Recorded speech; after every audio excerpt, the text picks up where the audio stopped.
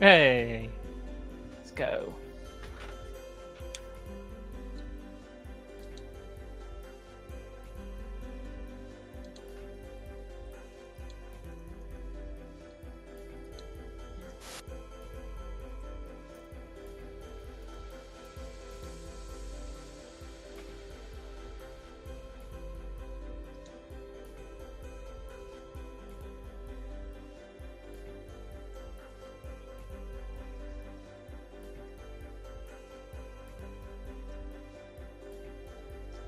Okay, man, where is it?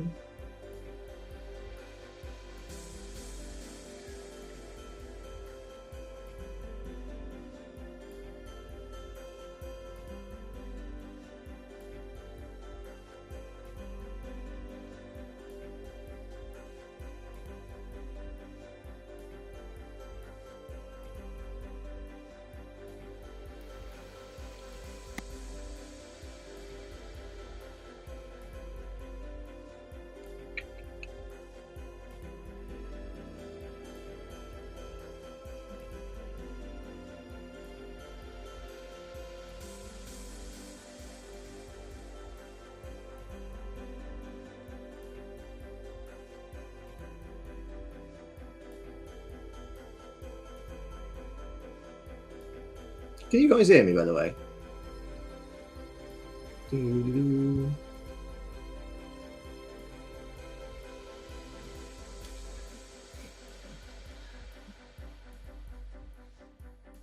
Doo-doo-doo.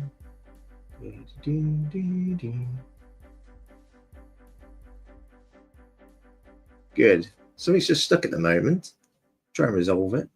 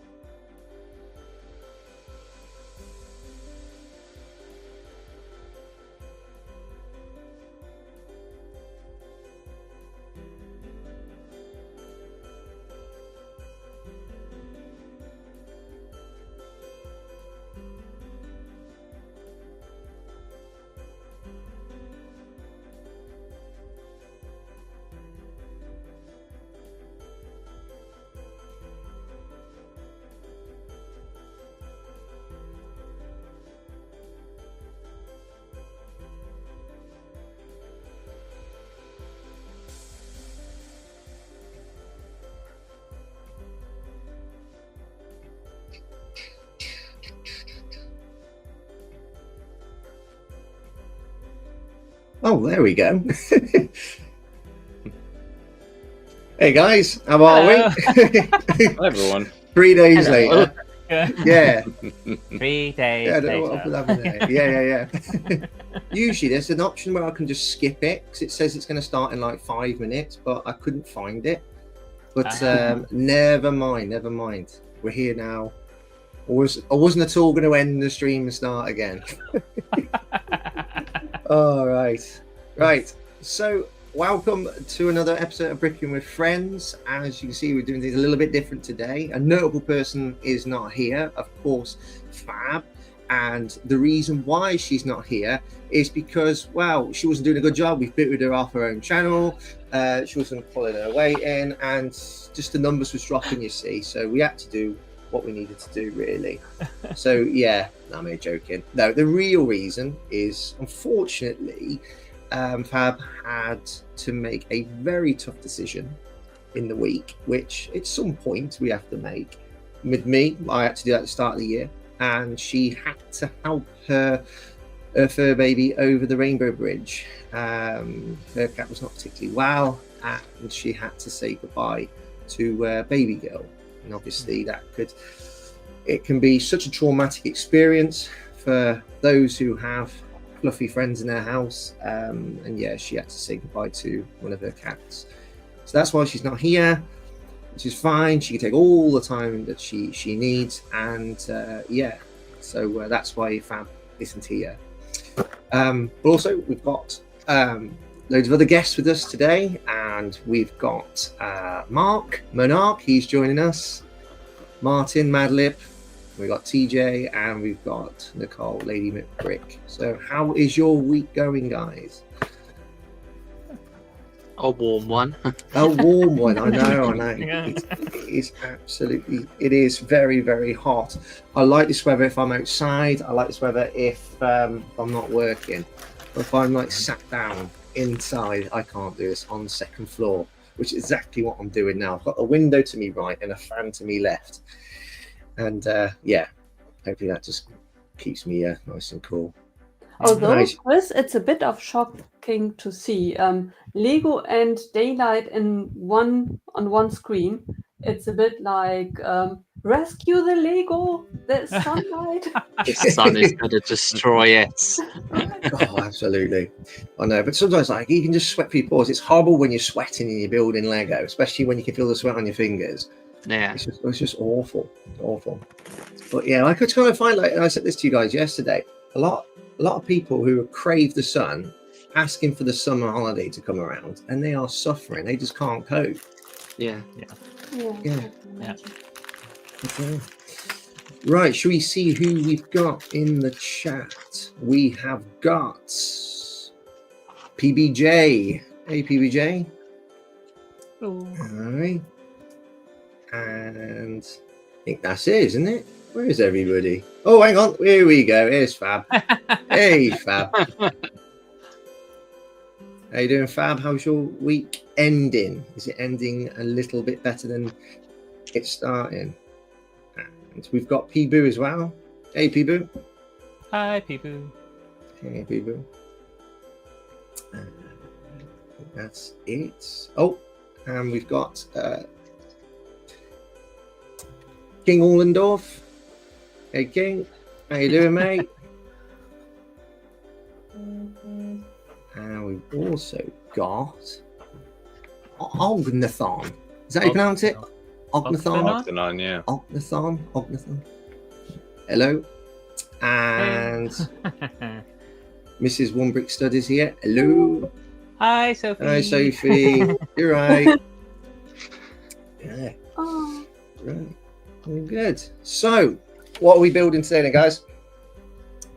Right.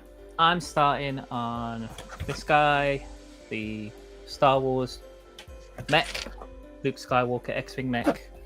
And I'll be swapping out arms and legs with this little guy. If you know, you know. Yeah. Yeah. So, yeah. That's what I'm starting with. And then we'll see what I'll move on to if I get onto it. We'll see how much I chat. Awesome. What are you building, Mark? So at the moment, I am going through some of my boxes of BAM and trying to get them out. So I've got lots of these are only just a few of them. Yeah. But I'm just trying to fish them out because I made some Frankenstein ones as well, which I will show you one because this one did make me laugh. Yeah, that's brilliant. Oh, Is that the torso with the tattoo on the back, the duck tattoo? Oh no. Okay. Oh, okay. They're living their best life. Let's just That's say it, yeah. that right now. Yeah. Well. I like those dress pieces. They are used so often now. Mhm. It's just random. I don't know why. I think it was just a bunch of pieces, and I just put them to. Normally, what I do is I put them together to work out how many figures I've got. So that was an accident, but that character might stay in the city now just because. Yeah. It's a happy accident. Yeah.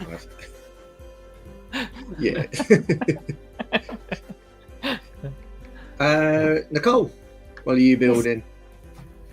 I am building dreams. I'm building a dream. Oh, nice. I have to admit, the reason why I bought the set is I wanted the torso of the guy with the unicorn thing. I will show you the figure once I opened it, because it used to be the torso of, I think, Simon. I'm piecing together Simon and Dan from 2 gay A4s, their sig figs. And then I saw that they changed their sig figs. Well, you can still make their original sig fig, can't you? Yeah. Right, that's what I'm now going to do. Are you on about the pajamas that he has? Yeah. Oh, yeah. Okay. Jordan. It's Jordan, the character. Yeah. It could Yeah. be. Oh. Yeah. I was looking for the torso to create the sig figs, and I saw that in this set the torso is included. Yeah. Well, that's good. That's one thing I don't see with sig figs, and that's variations. Like everyone just seems to get the sig fig and that's it. But no, you could have different versions of yourself, couldn't you? Mm-hmm. I technically have 2, and mine. You own both of those, don't you? Yep. Yeah. I've got a Halloween special. Uh-oh. There we go. It's fun to customize the ones that you get given as well. Like I gave Martin's one a little quarter round mermaid tile to represent a fan. That's really cute. So it's like finding things to give the sig figs as well. It's quite fun. I've got an alien head, so I can technically make an alternative Chris now. Yeah. Yeah. I mean, like, if you've just sort of played... yesterday, Nicole, you posted a picture of yourself with Ninjago figure. Right. You've automatically created another sig fig, so if people want to go and create that, they can. Right. I just exchanged the torso, and now I have nice. sig fig Ninjago. Ninjago sig fig? So instead of Lloyd, it's Lady. Right. That's true. That torso's is in City brilliant. Gardens. I'm very certain. Yeah, it's also in. No, it's in something else. I think it's in something else. Just realised it's to my left. There we go. For sure. There you go, Nicole. You've dodged your head on now. Oh. Yeah. That's Hold brilliant. on, I know that's on another figure. I just can't remember which one. Yeah. I bought it from Pick a Brick online. I placed an order and saw the torso and thought, why not just choose to get it? Fair enough. I'm waiting for Julian's torso with his cosmic jacket to go online. Oh my gosh! Ooh. When that goes online, No, I'm buying 100 of them. So that torso was in 4 sets. Gardens was one of them, but it was not the first one. First set it appeared in was the Legoland Ninjago World set. I don't know if anyone remembers that set. Yeah, No, it's a little like set based on what's in the park for Ninjago. And then it was also in a city set, the family house, and it was in the Ninjago employee gift set, which I now own somewhere. I think it's on Ninjago. If it's in Gardens, then technically I can make that version of Nicole. Oh, right. Yeah. Yeah. There you go. This is the Ninja TJ sig fig. This is not a cheap variant to make. Yeah, uses the stone armor suit from Jay, which was only in a book, and it's kind of an expensive fig now, so not easily attainable. Only a few other people have this, and I'm actually working on a new Ninja Sig fig, a different suit, so one that's much more attainable. But yes, and I'm building this thing, the Ninja Team combat vehicle. Oh, nice. Oh, very good. And I've already finished pack 1. Oh, of course. a speed builder. Bike and a fig. Yeah. Wow. Lego Team B, welcome in. Hi, bees. Sorry, I just got off. I just realised I have an instruction book with me. Absolute plonker. Right, so we got Lego Team B joining us. Hey, LTB, how you doing? And Martin and people giving some love to Lego Team B.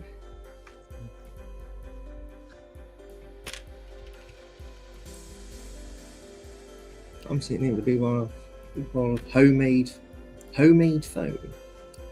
The big bowl of homemade foam. But saw Harry Potter come across my phone, and here I am. I ain't got a clue I ain't got a clue. I don't know. gonna guess it's homemade food, and then saw Harry Potter come across my phone, and here I am. Yeah. I mean, if you like eating phones, I was gonna say, yeah. It's pho. It's a bowl of pho. Oh. PHO. I thought he just lost the plot. Look, if you want to eat a Nokia, that's fine, but you know. Yeah. What do you mean? This is perfectly reasonable. Jesus Christ. I'm just thinking a homemade phone, like literally he's just pieced together this massive freaking like 1980s phone. And he's got like, ooh, look at this. Yeah, with the rubber breadstick. Yeah. Oh my god.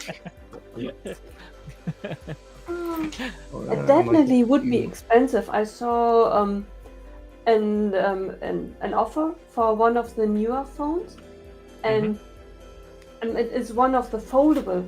Now the newest fashion is folding up your phone. I know.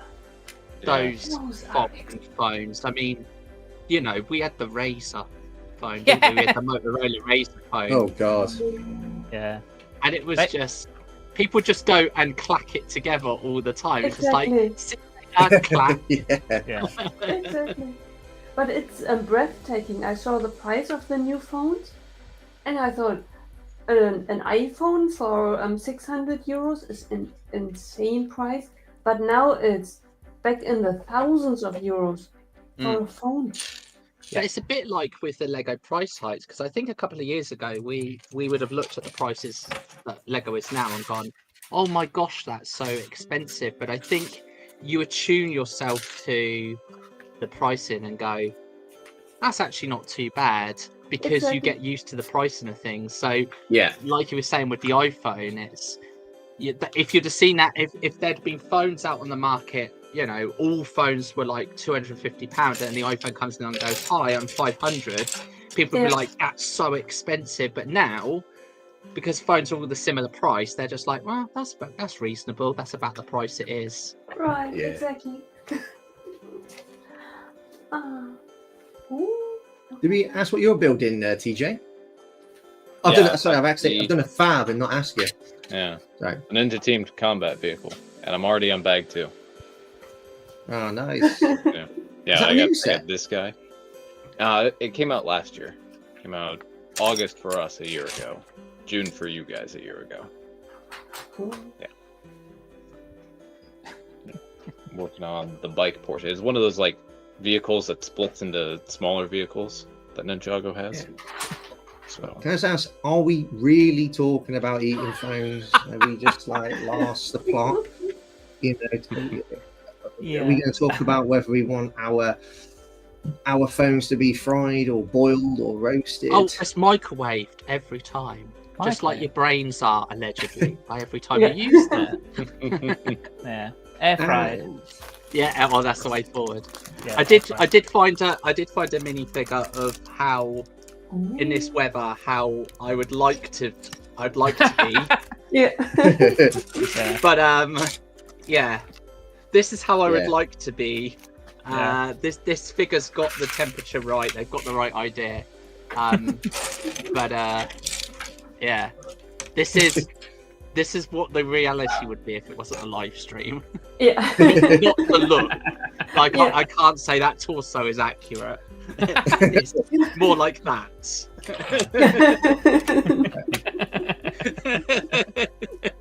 Hey, we've got somebody joining us, and does this person happen to like mayonnaise on their phones? It's Mayo. Hello. Hey Mayo, how you doing? Mark, are you tempted to rip off the arms of the figures, turn the torso around, and then reapply that on the arms? And then go, that's me. Yeah. I mean, don't get me wrong. That's goals. That's goals having that. But the reality is that. It's a possibility. I mean, like if you exercise your upper torso, let's say once a day, but rest in between, because actually, believe it or not, your muscle grows when it's recovering and resting. If you do it, I don't know, 3 or 4 times a week across 6 weeks, you'll have a stomach you can grate cheese on. Right. You know. We'll see. We'll Right. see. But I like Mark's idea, because if you turn it around, then it would look like the front is now the back, and then the back would look not as the six-pack, but rather as, you know, when you have a facelift and you put all the skin to the back, as if your stomach was flattened by the skin being all pulled to the back and fastened. Right. So We're working on this. We're working on it. We're going to make it a reality. I'm not sure if I'm gonna have a rippling 6-pack on my back, but we don't talk about that. yeah. I don't see it, so it doesn't exist, right? Yeah. And I think surgeons all around the world were crying out because that's not how it works. Yeah. Oh. Oh, somebody's had a facelift. Thanks, Scott. I remember my last When I think of facelift, it always reminds me of that scene from Men in Black 1. That alien guy who pulls his face back. Oh, yeah. I don't know why that just popped in my head. Yeah. There we go. See, of that I have not thought. That's better. There you go. Right. Perfect. Reality. Goals. Reality. Right. Oh.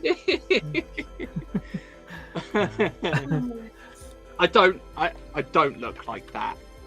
I just don't want, you know. I Right. don't look like that. I must Right. stress. Yeah. I don't. Right. Oh. Do you guys know? Can you remember the Star Trek film? Which was it? With the one that had all the diseases, and they patched and which one was that? Generations. movie? Right. Yeah. Yep. Yeah, they were siphoning off all the elements from the ring or something, the healing powers or whatever. Yeah. Yeah. And then you had all the patchwork look of the people. Yeah. Was it a movie or was it Voyager? No, it was a movie. Ah, it was a movie. It was yeah. a movie. Yeah. Voyager, didn't it have Janeway in it? Is that Right. Yes. Yeah. that's Yeah, I Voyager. remember Yeah. that. I always remember the episode Tuvok, I think it was. It was the episode where then they merged 2 of the characters. The guy who was the Klingon. And Yeah. Tuvik was his name? I can't Tuvok? remember. There is Tuvok, yeah. Yeah. Okay, what was the episode where those 2 characters merged? That's what I can remember. I'm trying to think, because the Klingon, there was the Klingon was the half human, half Klingon. Belana. Yeah. A lot. That's it. Yes. Yeah. Yeah. Didn't you work in the canteen on the ship? Oh, Tuvok and Neelix merged. Yes. There you go. Yeah. Well done, people. Yeah. Ah, there we go. I just always remember that episode. Yeah. Yeah. I don't know what it is. It's always like, because I used to watch like Star Trek in the 90s when I was young, and it's like even X-Files. I can even remember the episode where, and I haven't seen it for at least over 2 decades. And it was the episode where there was an alien in, what was it? Wasn't it like an alien in the walls or something? Oh, I can't remember. I can't help you. Ventilation system, I think the alien was. Well, there's Toombs, Adrian Toombs. He's not an alien. He's like, he's a person, and his ligaments can stretch extremely long, so he can like stretch himself into the venting and stuff. Yeah. He's actually in that new idea set. Oh, I'm actually a bit gutted by that set being made into an official Lego set, because it beats probably alongside Harry Potter my favourite film. I haven't forgiven Lego yet. Fifth Element was down to the last 5, but no, it didn't make it. I didn't think it was, to be honest. When it's up against like Wallace and Gromit and sort of Edward Scissorhands and X-Files, I just think it's perhaps just a little bit more popular. The thing is it's with all the themes, because I try and it's difficult, because with ideas, that's how we got Sonic. We got Sonic through ideas, didn't we? It started off with an idea set and then turned into a proper theme. Sonic started as Dimensions, I thought. Oh yeah, it did, didn't it? Was it Dimensions to begin with? Yeah. Yeah, we got a pack there, and then we got the idea set, and then we got the theme. Because I mean, it was said on London Calling, and I 100% agree, but I think we should get the Power Rangers license in Lego, 100%. Oh yeah. Yeah. It suits Lego so perfectly. If I think that would be really good. If I had to choose a theme, it would be Power Rangers. You couldn't have Fifth Element theme; that just wouldn't work, right? But Power Rangers, you could. Yeah, that would be amazing. I think that the two themes. It's fantasy, isn't it? It's fantasy, so they don't have to worry about like the real life weapons and things like that, because essentially it's all, it's all fantasy style. I think it'd be really cool, and I think what they're doing with Transformers leans really nicely into what they could do with Megazord. I think that would be a really good line.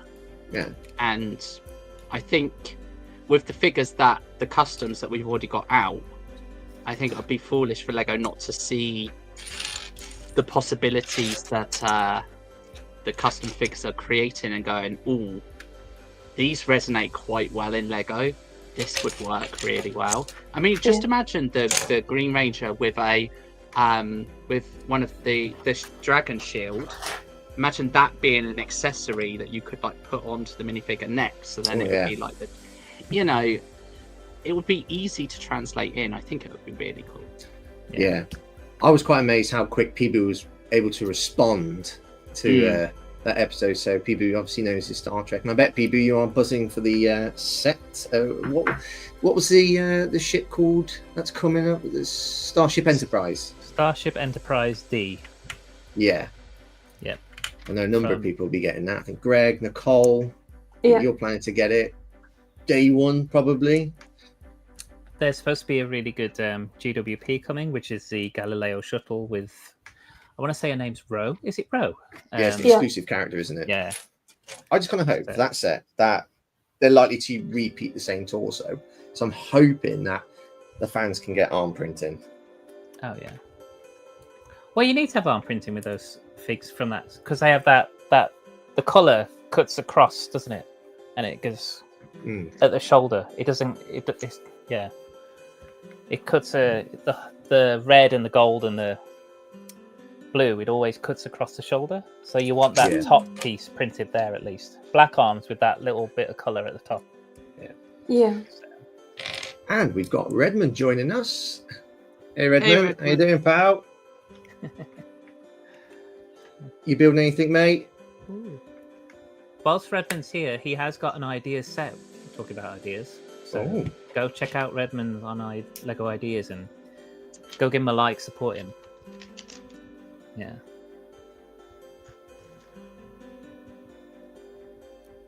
Okay, I didn't know that, Peeboo. Minecraft came from ideas as well. Yeah, the original Kuso was the little tiny little cubes. They were like micro Minecraft little characters. The characters represented, I think, by 3 1x1 plates that are printed, and that was the characters. A bit like what they did with the Mario Cube, similar sort of scale.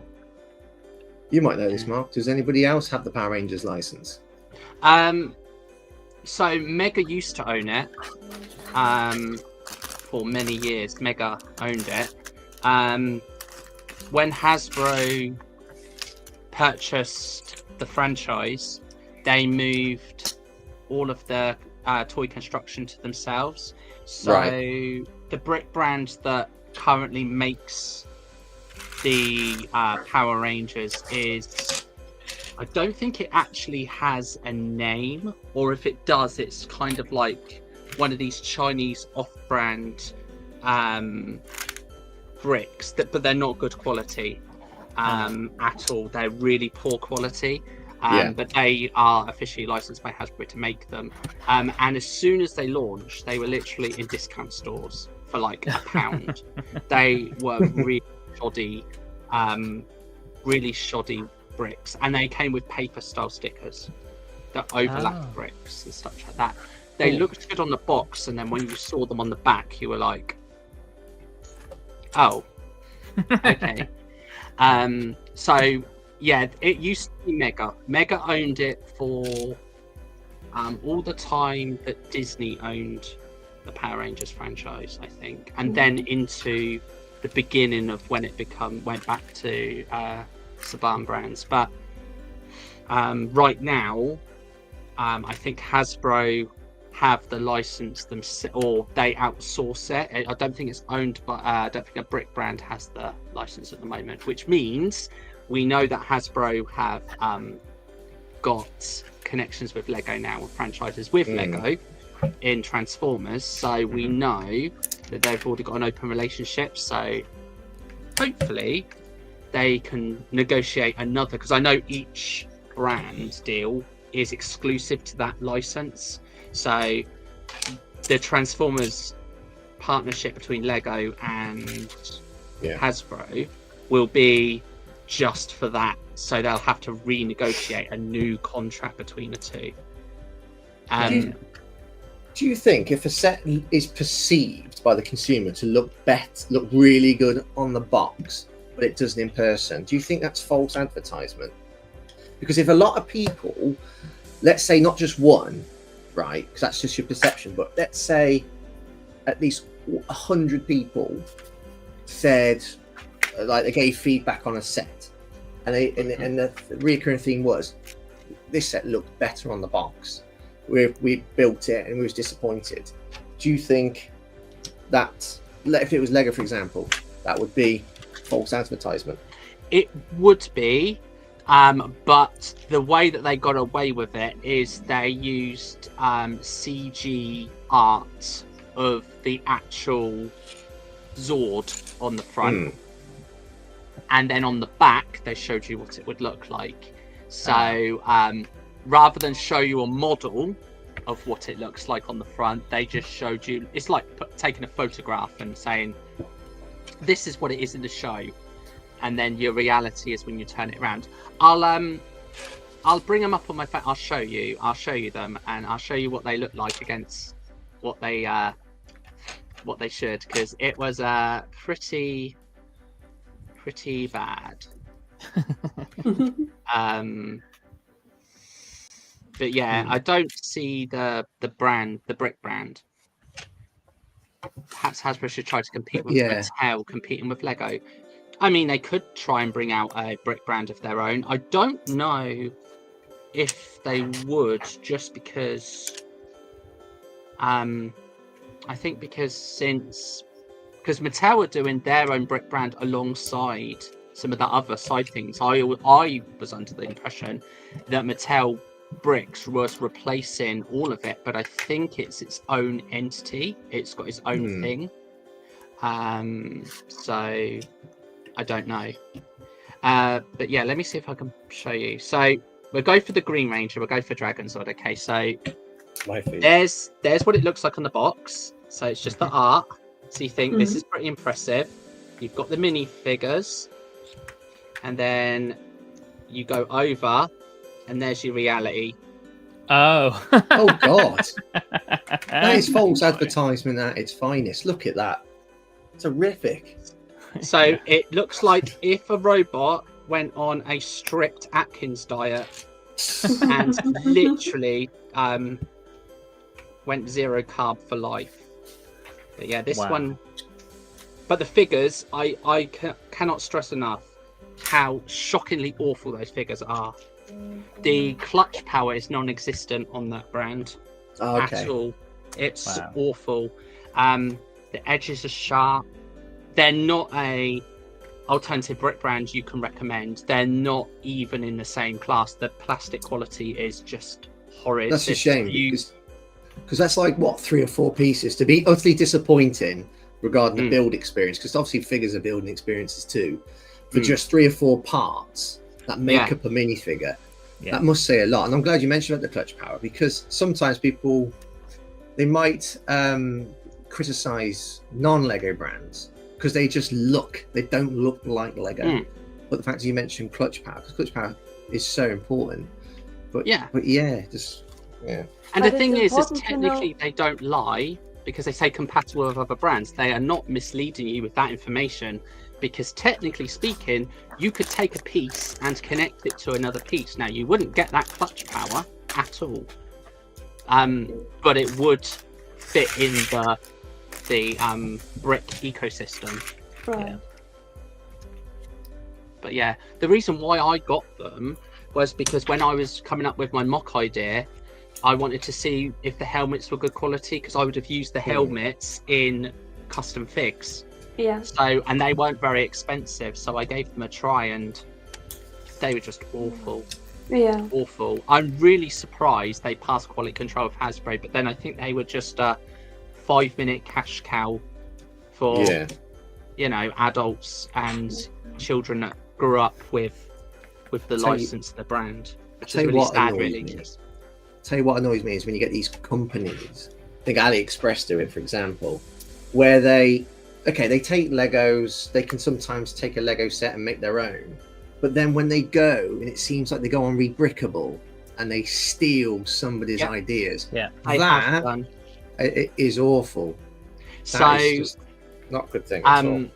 We've had examples of that. So Alberto, who is now working for Lego, Alberto's designs were stolen and put on AliExpress and sold as products. So it's it's so sad to see that people can steal people's designs. And I mean, it's only a matter of time before.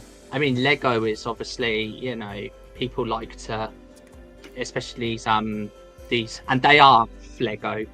I know we differentiate between the two, but these are fake Lego because they are portraying to be Lego when they're not. Yeah. They're misleading you into thinking you're buying Lego. And I think as well, those. I wonder how long it'll be before we see the same thing with Lumi bricks as well, and because some of those. That's true. Yeah. Some of those sets. And those figures, I really like the Lumi brick figures. I think that they are such a drastic change, but a really good change. I quite like them. I think they're kind of heavily kind of expressioned caricature style faces. It's really fun. It's just something different. So I think as they're starting to carve their own identity, I wonder how long it'll be before they start getting these third-party rip-offs. Fake And that is really sad then, because theoretically, if it only were niched out to Rebrickable, what you then could do theoretically, if you really wanted to buy the set from the others, you could go, if you wanted to play safe or fair, you could go to Rebrickable, buy the instructions from the other guy as well, and just use the pieces from the third party. I mean, you would still encourage to continue the bad behavior, but at least the designer would get the money for the design. Yeah. Exactly, and that's the thing. So that's a really good, interesting ethical approach to it, actually, because when you think about it, a rebrickable isn't a set per se; it's instructions. So when we're saying about someone's idea being stolen, it's the instructions that have been ripped off of that person, that idea, and the instructions that these. And it's unfair to just use Temu, AliExpress, etc. They're all doing it, like variations of it, but we'll just use AliExpress for argument's sake. What AliExpress are doing, and what we found out, it's not just Alberto. I know other people have had it happen to them through Rebreakable, but essentially what happens is someone will buy the instructions. So they do buy the instructions. Someone will buy them. The people that want to sell it on, they do buy the instructions, but obviously they buy it to then rip off, sell it on, make it, and then flog it. But yeah, it is interesting, isn't it, from an ethical perspective? Because if you bought those third-party bricks, because nothing says that to build that set you have to build it Lego. Once you buy these instructions, you could build it out of anything that you want. That's true. So it is an interesting approach to look at it. There was also, the Brickster who did Brick Cross Station.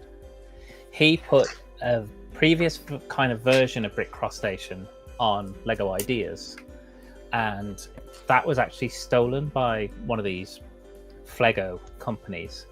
And they, from all the angles, because he does all that, like from his videos and stuff, he basically shoots every angle of it and creates like a walkthrough of it kind of thing. So they reverse engineered it from his ideas submission, and they were selling it, but it was a company, I can't remember the name, so I can't quote who it was, but they were also reaching out. They're a company who reach out to influencers and say, oh, we'll send you sets if you want to review them.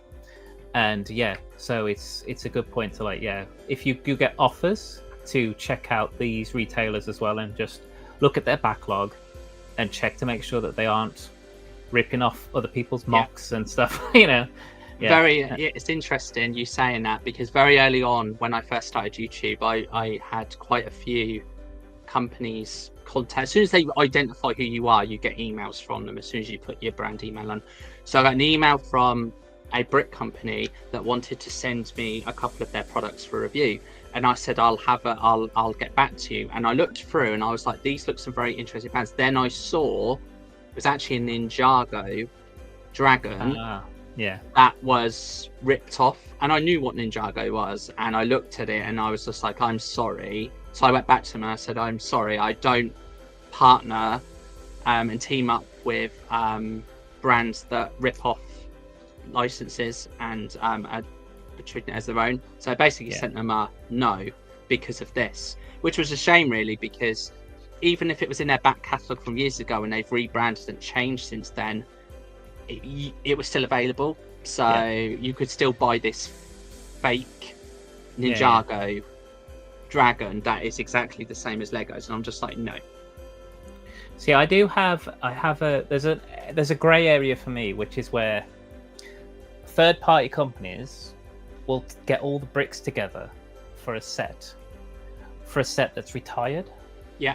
If the set's no longer on sale, Lego aren't making any money from it anymore. No. And they've got the instructions, and which they can get for free from Lego. They can get for free everyone can get them. And they've remade the set using, say, third-party bricks, and then they're going to sell it, and they're selling it for probably like a third or half the price of the actual Lego set was. If you were that desperate for the set and you didn't care that it wasn't Lego, I actually wouldn't care if you bought that, because you're not stealing from Lego, because Lego's already stopped any more transactions happening. The only way you'd be taking from Lego is if you're not buying it through Bricklink, which is just taking it out of the resellers' pockets. So, but then there's nothing to stop you getting the instructions, buying the bricks from a third party and building it yourself, which is exactly the same. So that's why when it comes to that kind of thing, it's a bit more of a grey area for me, where if it's an X set, I'm more okay with it than if it's something that's currently on the shelves. Exactly. No, I do agree with you. It's like the modulars, for instance. You can pick up a brick bank from an unnamed brand, because they don't name themselves, where you can buy a brick bank for a quarter of its original retail price. Yeah. And it has got all the pieces in it. It's got, most of the time they don't come with minifigures. Sometimes they do, sometimes they don't, because minifigures are too close to the mark and they know that Lego will literally pounce on them. But so they tend to kind of skirt away from that. Change enough about the booklet and in their things to show that it's not Lego's logo or anything that's searching for it. So yeah, I don't disagree with you, because in essence the instructions are available for free. How you purchase the bricks that you wish to purchase them for to build your creation is not for question. It's up to you.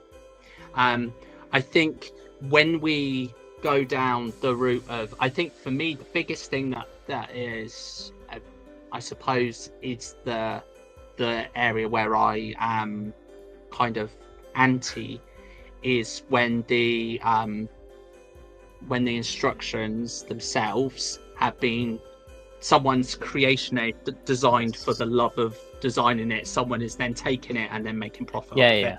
That's the bit that I think is really sad. But as you said, Martin, sometimes it gets incorporated into the greater brick buy-in kind of on these sites. And we have to remember as well, certain sets that were on Lego Ideas have been officially made by these third parties. They have, the designer of that original thing has given the rights to these companies to make their sets. So there are some instances where something would have been on the old, because I don't think Ideas allow you to anymore, but I think they would have been on like the Bricklink submissions, for instance.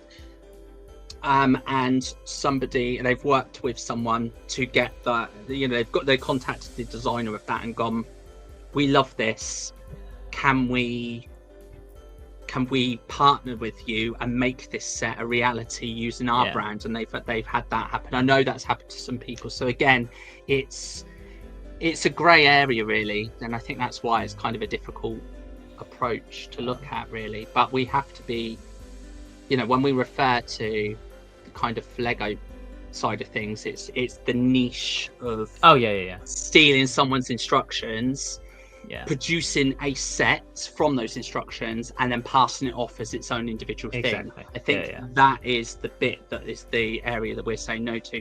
I think your grey area for retired sets, because people can't obtain them and pay ridiculous prices. I am anti-paying ridiculous prices, hence why I build them with my own pieces myself. So and then there's other brands that have worked with other things as well, but those aren't Lego at all. Those are alternate brick brands that have built these sets. And so I think we have to kind of make sure we we differentiate between the two. But on about counterfeit Lego, by the way. How do I did it. UCS. UCS Luke. That's incredible. Oh, Chris, you're muted. Oh. There we go. There we go. There we go. Yeah, is it the exact same torso and legs? Yeah, same torso. No, the legs are different. So you've got dual molded legs on the keyring, which I've now switched for this one, and the arms are printed. So you switch the arms and the legs, but the waist and the torso, the head and the helmet are all the same. So UCS Luke. Woohoo! That's incredible. That's awesome. Just need and to that can go on my keyring. Just like to say hello as well. Welcome Trevor and Emily into the chat.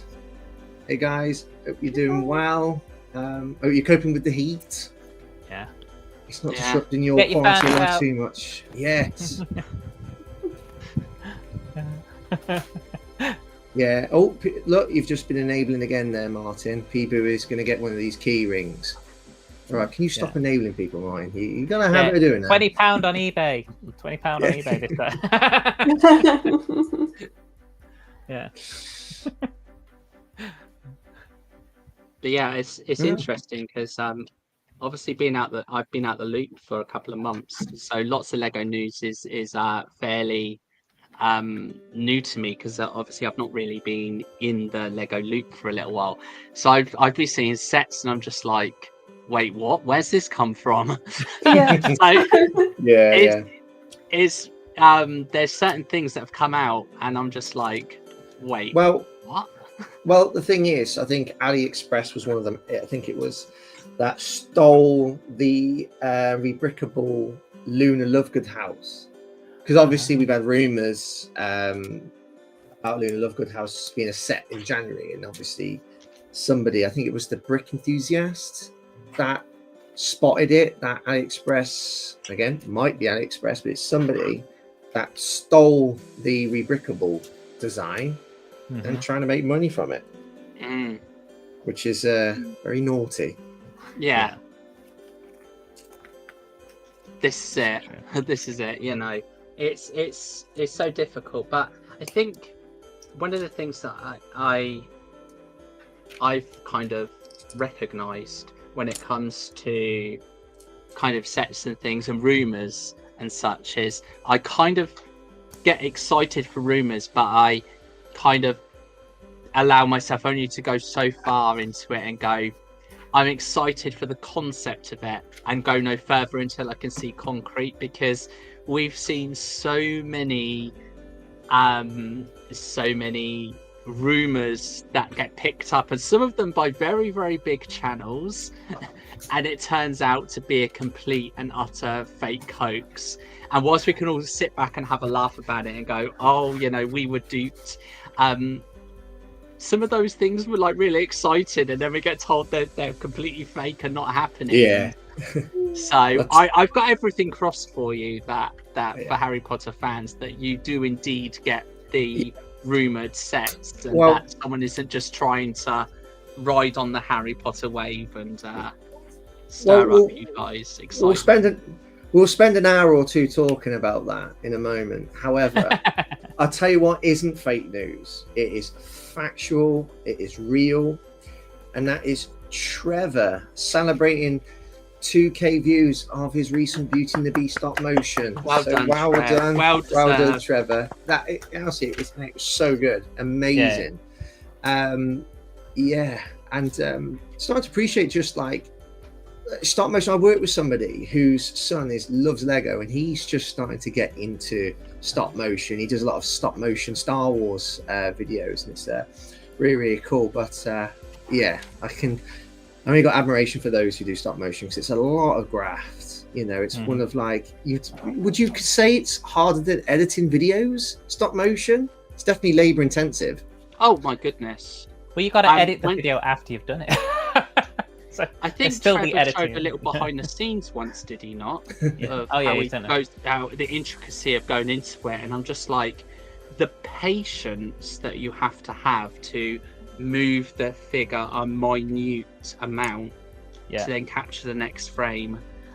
It's the patience of a saint.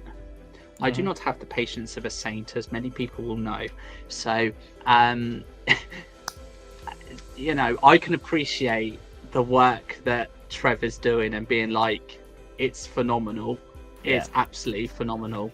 It's never something that I will venture into. So, you know, especially when it comes to a set, because it's one thing to have a figure just run from left to right, and even that requires patience.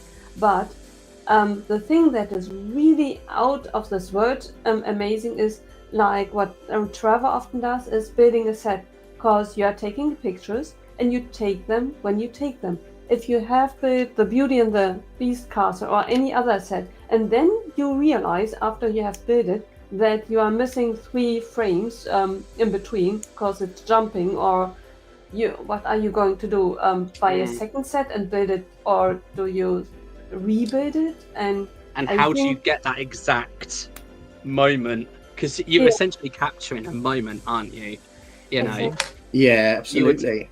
you kind of only have that one opportunity, as you were saying, Nicole. You kind of only have that one chance to capture it naturally, because otherwise you're going to have to try and stitch in a shot that is, or reshoot the whole thing. Right. The way I see Trevor stop motions is it's almost like a love letter to our community, and it's like Trevor is always the first one to say, you know, thank you for the support we give him and how amazing we are. But the fact is, we don't do not even 1/10 of what Trevor does for us in our community by spending so many hours on stop motion. So when I go and share it on Instagram and send a little message, that's great. I'm showing a lot of support, but still not what Trevor does for us. He makes these amazing stop motion videos for us that we can keep enjoying. You know, he puts a lot of time in for our entertainment. So it's us that's got to say thank you. You know, 100%. So the hours and the dedication that it takes to make something like that, you know, it's almost a second job to kind of put the work into that. Stop motion should never be underestimated. One of the things we saw when we were in Billund is Billund at the Lego house itself actually does have a section to teach children about stop motion, which is incredible, and it's really reassuring for those who might be thinking of going into stop motion. They actually encourage stop motion officially in a kind of little learning capacity. So the fact that Lego not only are acknowledging it, but they're promoting it actively, you know, hopefully it's inspiring people to do it, and to see Trev's work. It's just like this is kind of like where you can be if you want to be. Like I've said it before.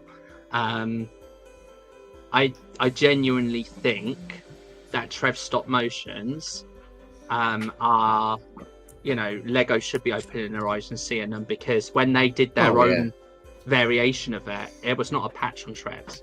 So, and I think that's the thing, really, is just like when you are so passionate about a particular craft that you do or a hobby that you do, and you pour so much love and effort into it, you don't always reap the reward from it.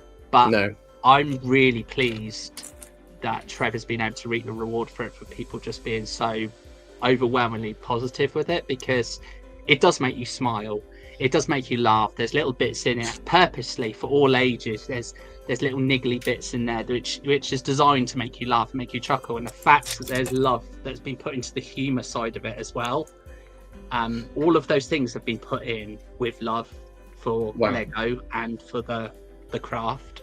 What made me laugh is I actually misread this comment from KO. I thought he said I started a stop motion 10 years ago. I thought, blimey, it does take a lot of time, but not that much. Oh, so KO used to do it. Oh, that's brilliant, mate. Well, why did you stop?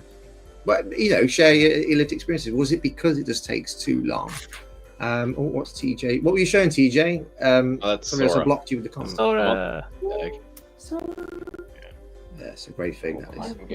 We're still waiting for this tier list, TJ, of like your favorite fig, your favorite Ninjago set, your favorite dragon, your favorite temple, your favorite bounty. You know, come on. Yeah, so Sora has really only had, now it's 3, but it really was only 2 variations of her ninja suit. And this was her second suit. So up until this wave of sets, she had worn pretty much the same outfit. So it was really cool to see her get a new outfit. Oh, cool. Very cool. Yeah.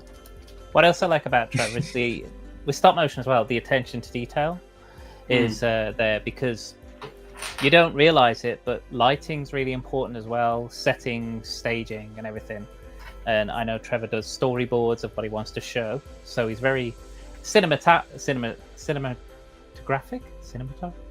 Yeah, whatever that word is, in his approach, which is in his name, obviously. But yeah, so yeah. But that is so true. I haven't thought about it, because when you shoot certain scenes in the morning, and all of a sudden at midnight you want to shoot more, the lighting has changed. But if it's the same sequence, it would look weird. Yeah. So if you see behind his scene stuff, you'll notice that he's got lights and he's got certain blockers and panels, puts like barn doors on little lights and stuff. That's like, It's really very good. Cinematastic. There you go. Yeah, thank you, TV. Yeah, cinematastic. Trevor's cinematastic animation. Yeah. Right. And it's the sounds as well, the sound effects, the other elements of cinematography. As you were saying, it's lighting, but also you've got the sound effects are going into a room, and you've got the ambient sounds. You've got the vehicle sounds. You've got the, you think about the little frog in the middle of the road. You have all of the sounds that are made when the impact is made. The comical sounds, the general voiceover lines that are used, and things like that. It's all those elements. It is very much, as you were saying, Martin. It's a movie. Like you are literally storyboarding a movie. Your actors are your figures, but you've got to create the sound effects, the music, the ambience, the lighting, all of those factors. If you don't get it in that one take, could mean you have to reshoot the whole scene all over again. That takes dedication.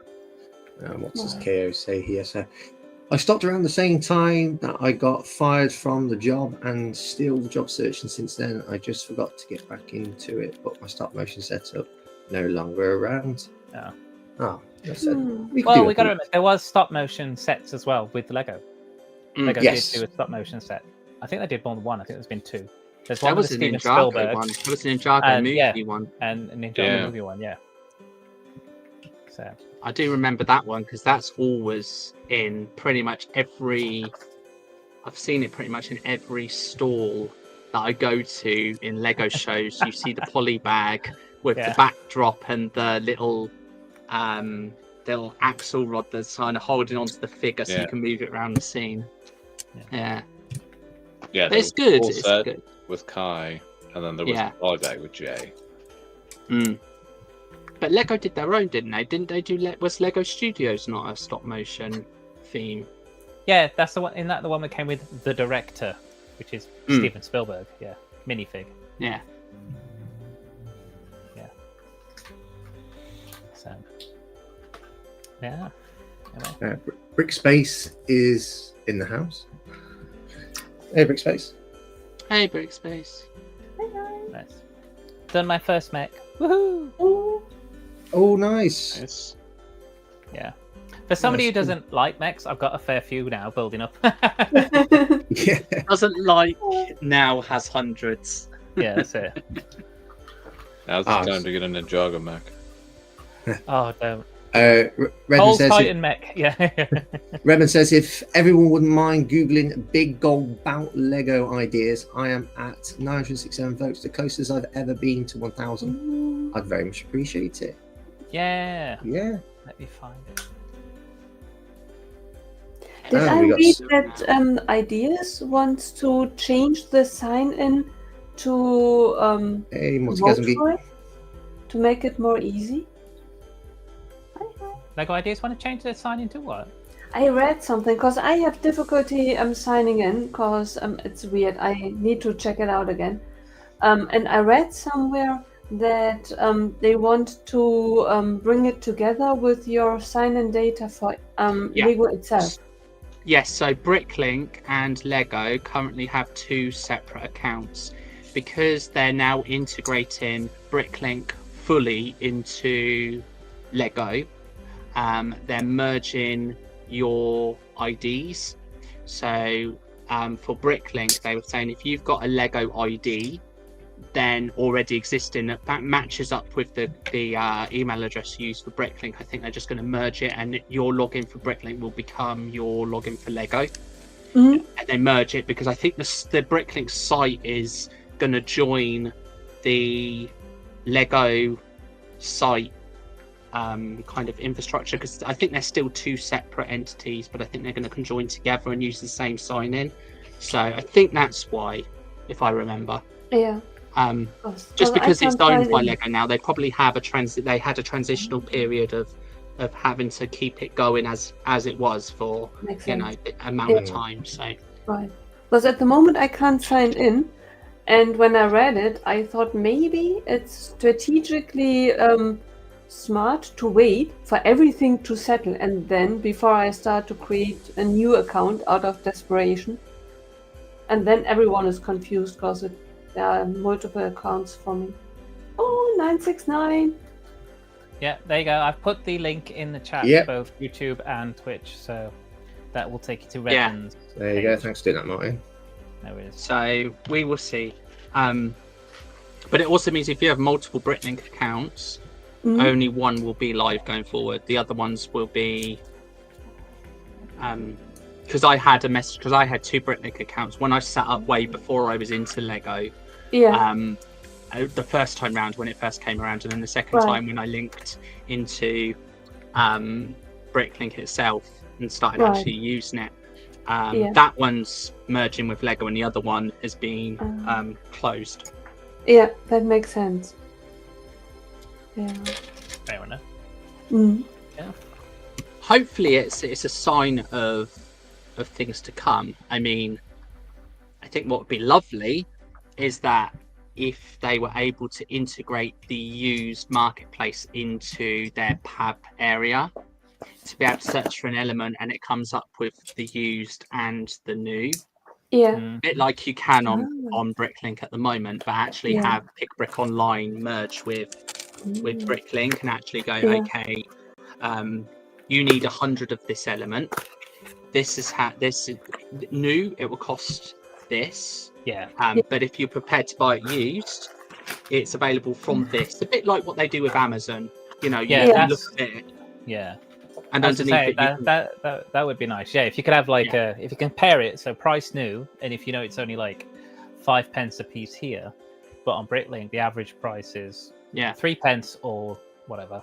Yeah. Then you can choose which one you're going to go with. Yeah. I think that would be really nice as well, and it would be a great support to kind of Bricklink and help to promote those, especially if the accounts are going to be as one. They're not competing so much, then, are they? They're just kind of coexisting in that essence. Yeah. I wonder Right.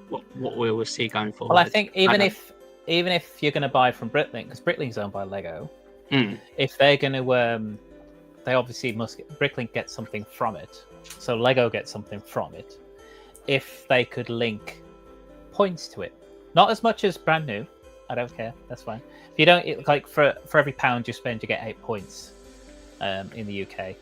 But if they give you like, I don't know, even if it's like 2 or 3 points for every pound, you know, and then they could just just be like, even if it's just little bits of topping up your points, even that itself would be a nice little bonus. Oh, that would be of course. incredible. A little incentive. As you said, even if it was like for every £10 you spend on Bricklink, you get 10 points or something. Yeah. It's just an incentive to rack them up. If you think about, you know, we scan our booklets and we get 10 points. You know, we scan this, we get a couple of points. Those trickle points that come in, you know, it's just. But I think it would doing something like kind of having new and used in one location would be brilliant because you kind of are helping to support the kind of economic side of things that Lego are trying to go for, a greener, reusable, reuse it approach. That echoes and supports that. So we will see. Yeah. And it helps when there's a limit, because I placed a couple of weeks ago an order. I placed one today as well, out of desperation, because there are certain pieces that a maximum of 10 can be bought. And if you're building a mock, 10 pieces, I mean, it can be enough, but more likely it's not enough. No. No, exactly. And we've seen that Lego are, I don't think they still, I don't know if they've done it. Again, I've been out the loop, so forgive me if it's already started, but we perhaps were aligning it to all be done through one warehouse, or it's to be done, everything's going to become bestseller rather than having two I know what you mean. areas. Everything is going to be coming from one location, so you can get everything at the same time. Yeah. So if they're doing that, then one would hope that those limits would kind of be lifted, because if you're getting the items from 2 different locations, which always irritated me, you fill up a basket of what you like and it splits into 2 baskets, each with a minimum spend before you can get out paying postage, which is just so annoying. But if they're merging it into one location, into one kind of everything is going to come in one package, then the limits, you've got access to all of your resources. They're not just whatever's available in one or the other. So one would hope that they'd be able to kind of remove those limits. Imagine putting a limit of 10 on 2x2 light bluish grey tiles. People would go absolutely crazy at them. They couldn't even build, a line of street outside their modular building with that. Exactly. Like, how do you expect to build my city? I've literally got a trickle path. Exactly. And it were normal pieces. It was not that I wanted to buy a certain torso of a rare figure or something. Really just building with pieces. So I made a pad border a while back for some more of these red claw pieces on the ends here. Oh yeah. Because I had a bunch of wolf mask warriors from the polybag, and so I wanted to give them the extra arms, and they had the limit of 10. So and I needed like 40 something. So I placed I got my 10 and I moved on, and then I looked again later and they removed the limit. Oh. And that's fantastic. So that's why there's like another 36 or so sitting in my pad card at the moment. Unbelievably ridiculous. If they're producing it, you should be able to obtain it. They're not making 100 a time. They're making thousands and thousands and thousands of that element. Each run of that particular element in that particular color is running into hundreds and hundreds of thousands of pieces. I don't think 10 is going to make a dent into their inventory. The only place where they should limit, they don't. When we think back of the CMFs at the beginning of the year and the Wolfman, everyone was buying the Wolfman, then they were selling it for higher prices on eBay and other places. There they should have limited, okay, if you're coming into my store, I scan as well, you can a maximum of 3 Wolfmen buy at a time, and then you can't buy 20 Wolfmen at once. Or the alternative is they just show you what you're going to get. And then that way, people don't. You literally can, or have the gacha element to it, or have the option to buy the complete set. If you're looking to buy the complete set, they won't do it because the kind of gacha mystery element is what's making them the money. Because their demographic is those that are just buying the because although a lot of us do scan the boxes, there's still going to be a huge proportion of people that don't. They're just going to buy it as is. And if you think about that mystery element, I wonder which one I'm going to get. That's what Lego's capitalizing on. So I think they would. I think stores put limits in, because we could talk about other franchises where they've had the market is just completely and utterly ruined because of people grabbing products and then mass selling them for huge amounts more. It happens in other franchises, but they've had to impose limits on those. But I think going back to the Wolfman side of thing as well, Lego were fully aware when they made that figure the love that it would have, and I think they were fully aware of the fact that they were putting a desirable figure into a collectible minifigure line, and they knew that people would be going absolutely crazy for it. So it's really sad. Because they obviously know about it because that's what they did with Mr. Gold. Yes. You know, they know what Yeah. they're doing. Yeah. They know that having They're not these innocent. They're not super innocent. exclusive things. Yeah. Yeah. They don't want driving to limit you to it because they want you to buy 20 of them to hope you get the figure that you want. Right. Didn't they And then do they're it like, with... if you don't like it, you've got Bricklink that you can sell it on to then trade on to other people. Right, and I think they did it Harry Potter as well, Chris. With the it was the character was portrayed by Johnny Depp. Who was it? Oh, you want about the bad guy? So I don't try. Gillett Grindelwald. Fantastic Beasts. Yes. Yeah. Yeah. Yeah. What did they do with? What was that? He was part of the Harry Potter. If I remember correctly, there was a Harry Potter CMF series. Yeah, he was in the first one. That minifigure is quite desirable. That could be up to £20 on its own. That minifigure. Yeah, it's the Gillett Grindelwald that turned Gillett Grindelwald, but it's also Percival Graves that turns into Gillett Grindelwald. There was two Grindelwalds. One that came in the escape set, the Thestral escape set. Yeah. But the other one is very, very valuable. I say very, very, but not like Snake from Quickie Mart valuable, but just Right. Yeah.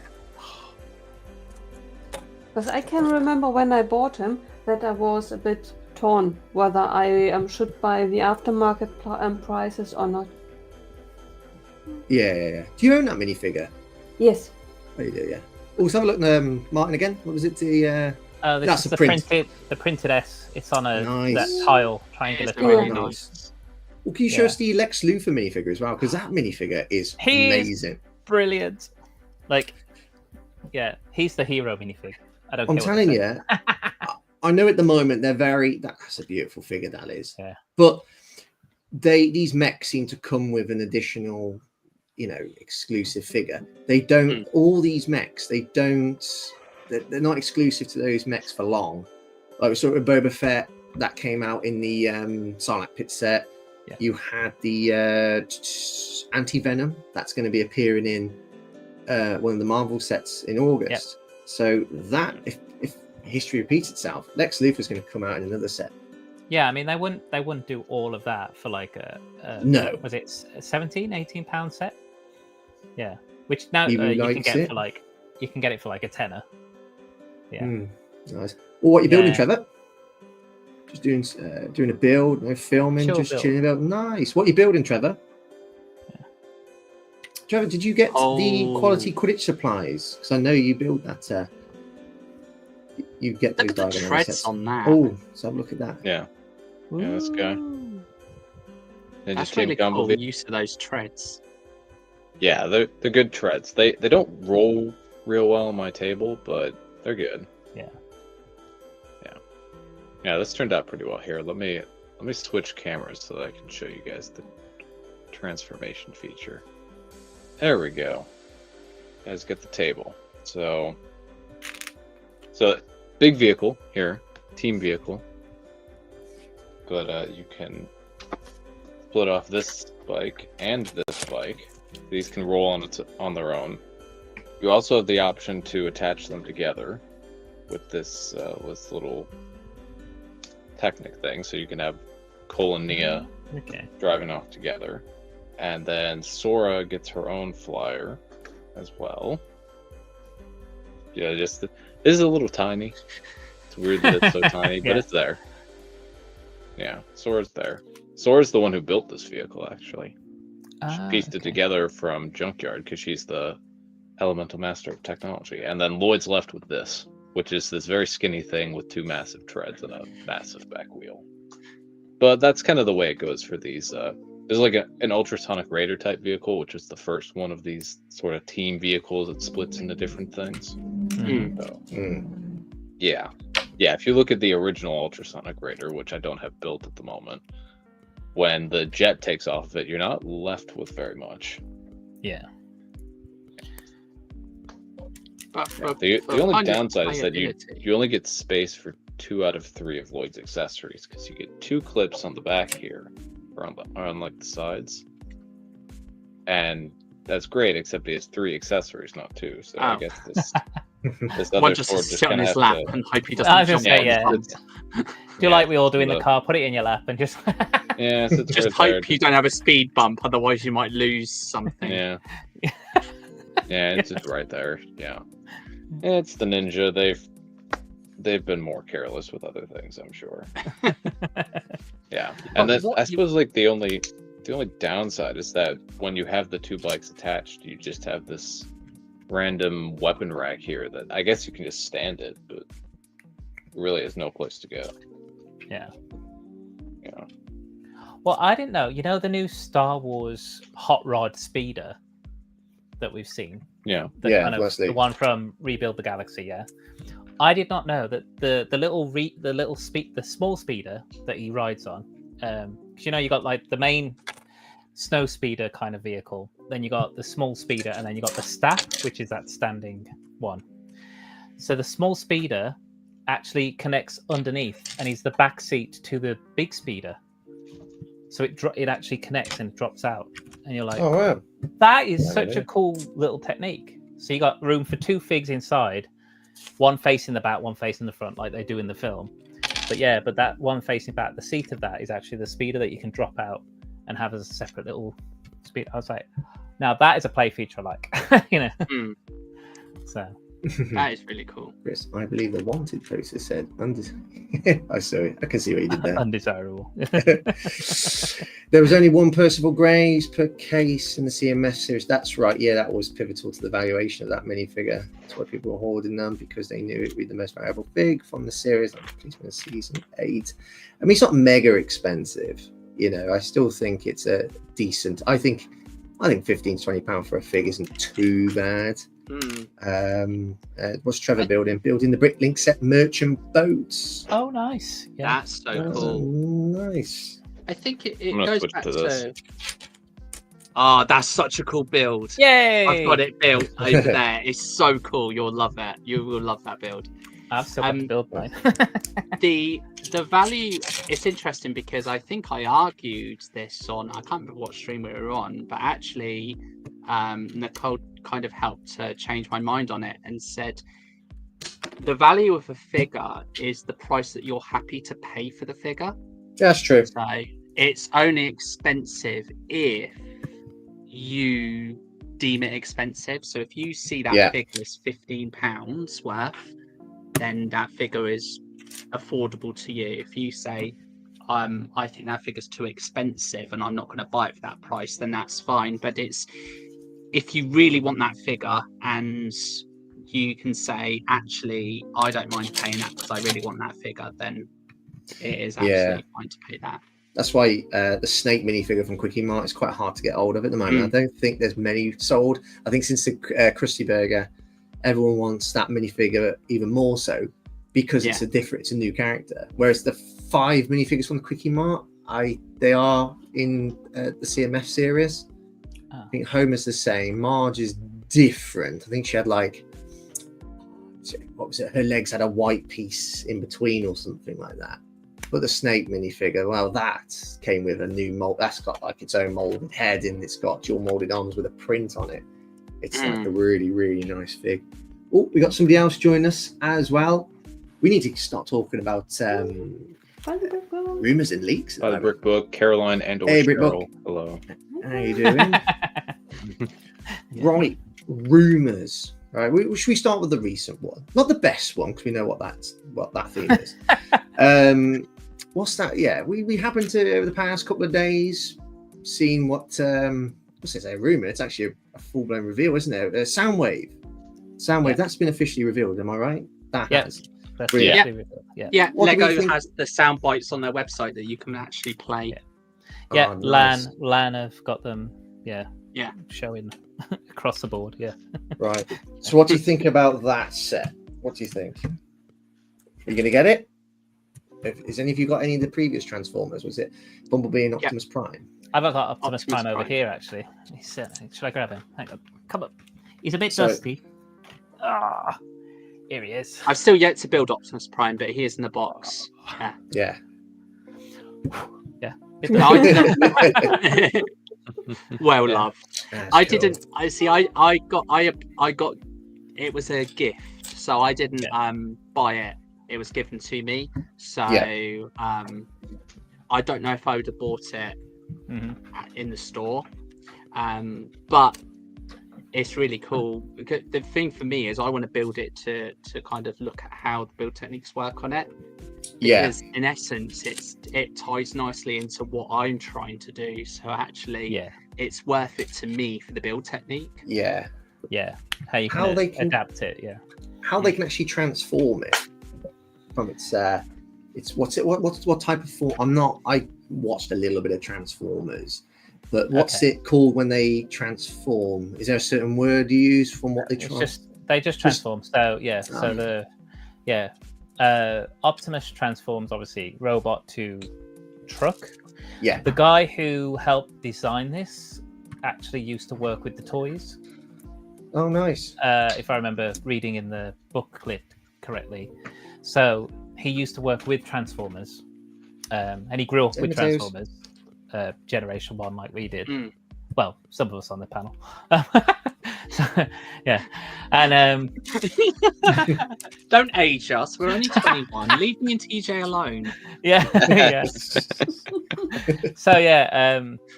But if you remember the old toys, they do transform extremely similar to the old toys. And then Bumblebee's different. Bumblebee, he's a bit like the old toy, but there's differences in him. But Optimus, his arms did fold back and they come in to create like the headlights and stuff. It's really clever how they do it, and it does follow the old plastic. So I think they were die cast actually, metal and plastic toys that used to have. And I know that Soundwave, the new one, is similar to that as well, in the fact that he transforms much in the same way that the old toy used to. Yeah.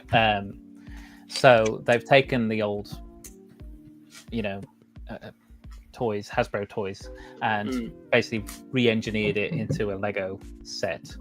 But I do like them. I don't have Bumblebee yet because he's not on a retiring list yet, so he's not on my hit list. But I do like Soundwave, and I do like the fact they put a sound brick in him. That was vital. That was, you needed a sound brick, didn't you? Some of the sounds I've picked are choices, but it's a choice. I do like the fact there's hints of the original, like there's bits of original, like the music and then the transforming sound in it. So I do like that, and the voice the voice they've used is like the original cartoon. So. Oh, that's good, because that's where the Sultan Hat didn't do. It didn't use Leslie Phillips, which was obvious, because I think it was around about the time the Sultan Hat came out. I think he died, the actor. Oh, but it just the sound brick in it is very, very good. But like hardcore Harry Potter fans know that's not what they hear in the films. Yeah. And to be honest, for them to sort of get the play features across, they couldn't just rely purely on what the Sultan Hat said, because the Sultan Hat didn't really say too much. No.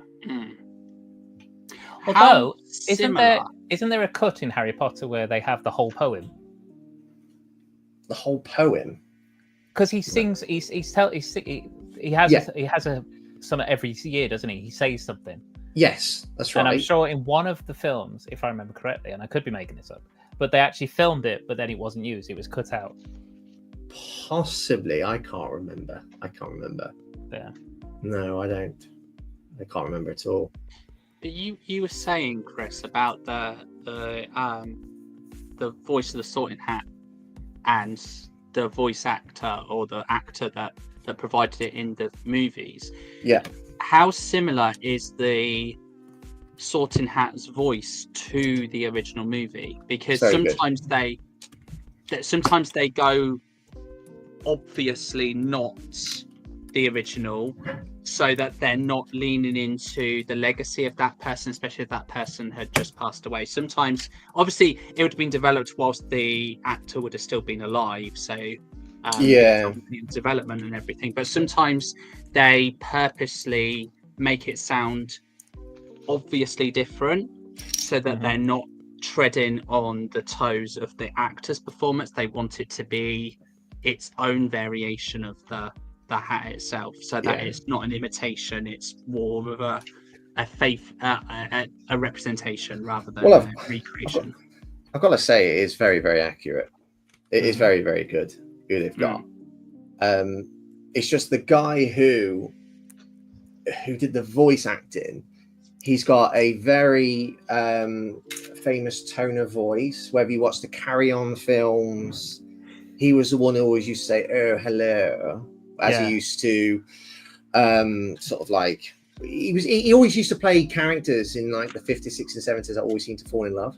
And everybody knows Leslie Phillips. And when you start talking about him, everyone tries to sound like him.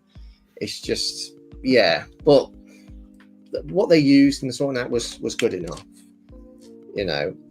And I don't think kids, I'm not sure if kids would really care, would they? You know, I suppose hardcore, well, so the adult fans might, but kids, I don't really think they'd care, would they, of who voice, as long as it sounds similar. Yeah, as long as they get put in Gryffindor, they're happy. Yeah, but like I said, they wanted keep to pressing the button until they get Gryffindor. They wanted obviously the Sorting Hat to say a number of things for it to be a really good toy and experience, because we can see what they're doing with the set. So you've got the Great Hall with the new Sorting Hat set that's rumored to be plugged into that set. So if you're a child, you can use the Sorting Hat, sort yourself whilst playing with your set. You got the greenhouse herbology set. You got the Mandrake set, so you can be in that class. You got Chamber of Secrets sets coming out next year, and obviously we had Forks, the Sorting Hat, and the Little Sword.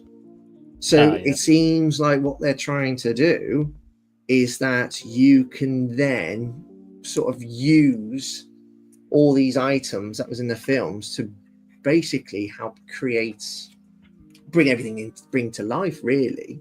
They seem to be doing this, and to add in the role play elements, to allow children to role play the movies using the Lego toy. Absolutely, they did it with Hedwig as well. The Nicole set of the year, which could then link into Privet Drive. So you can just put yourself into Harry's situation, really. Which is and then you don't talk about the sidecar Harry and the little tiny Batwig. No. Now, what's quite interesting is, and I think we are heading towards Harry Potter rumors here. I know you're all keen to talk about them. Harry Potter. yeah. Soundwave, very good. Yeah, he's got a soundbreak. That's it.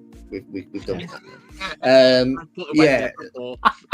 What is quite interesting with the rumors, everyone managed to see it online, there are because a lot of 2026 sets have started to leak, haven't they? Set names, prices, and so on.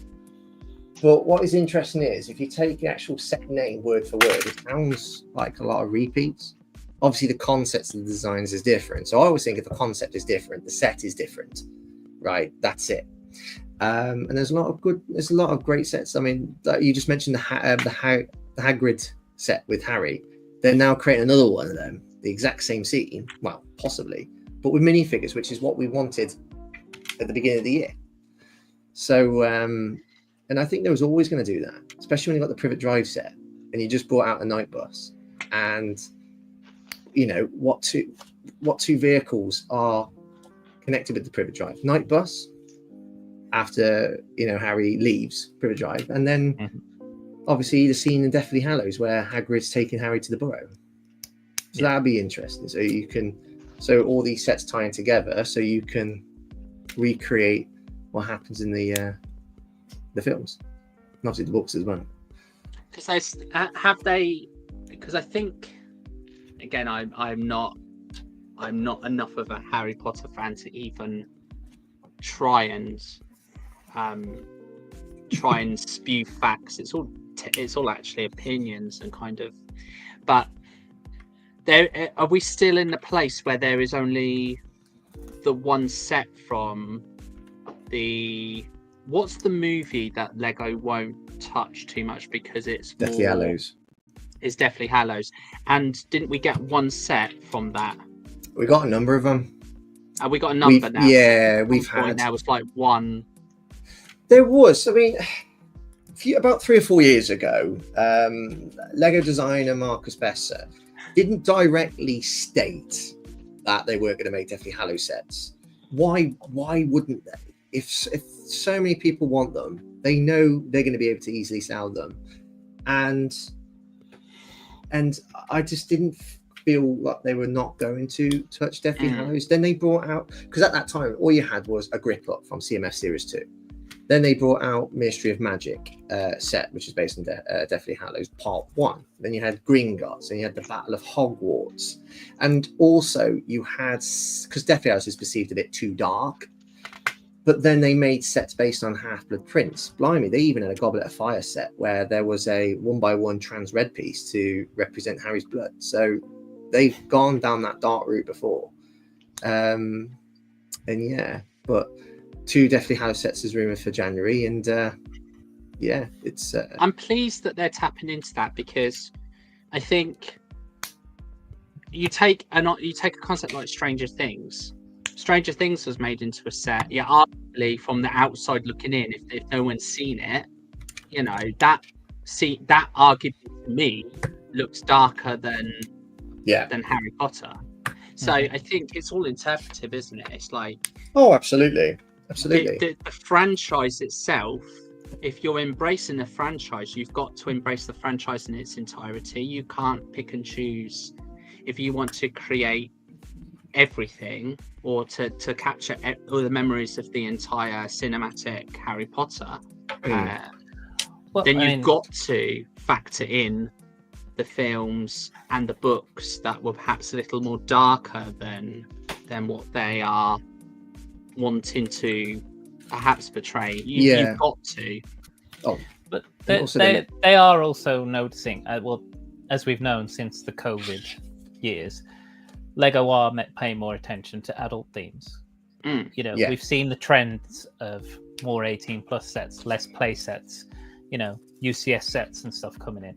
So they're going to have to, if they're bringing in more of an adult, if they're catering slightly more toward adults, they're gonna have to do those sets. You know, we had Jaws last year. Yeah.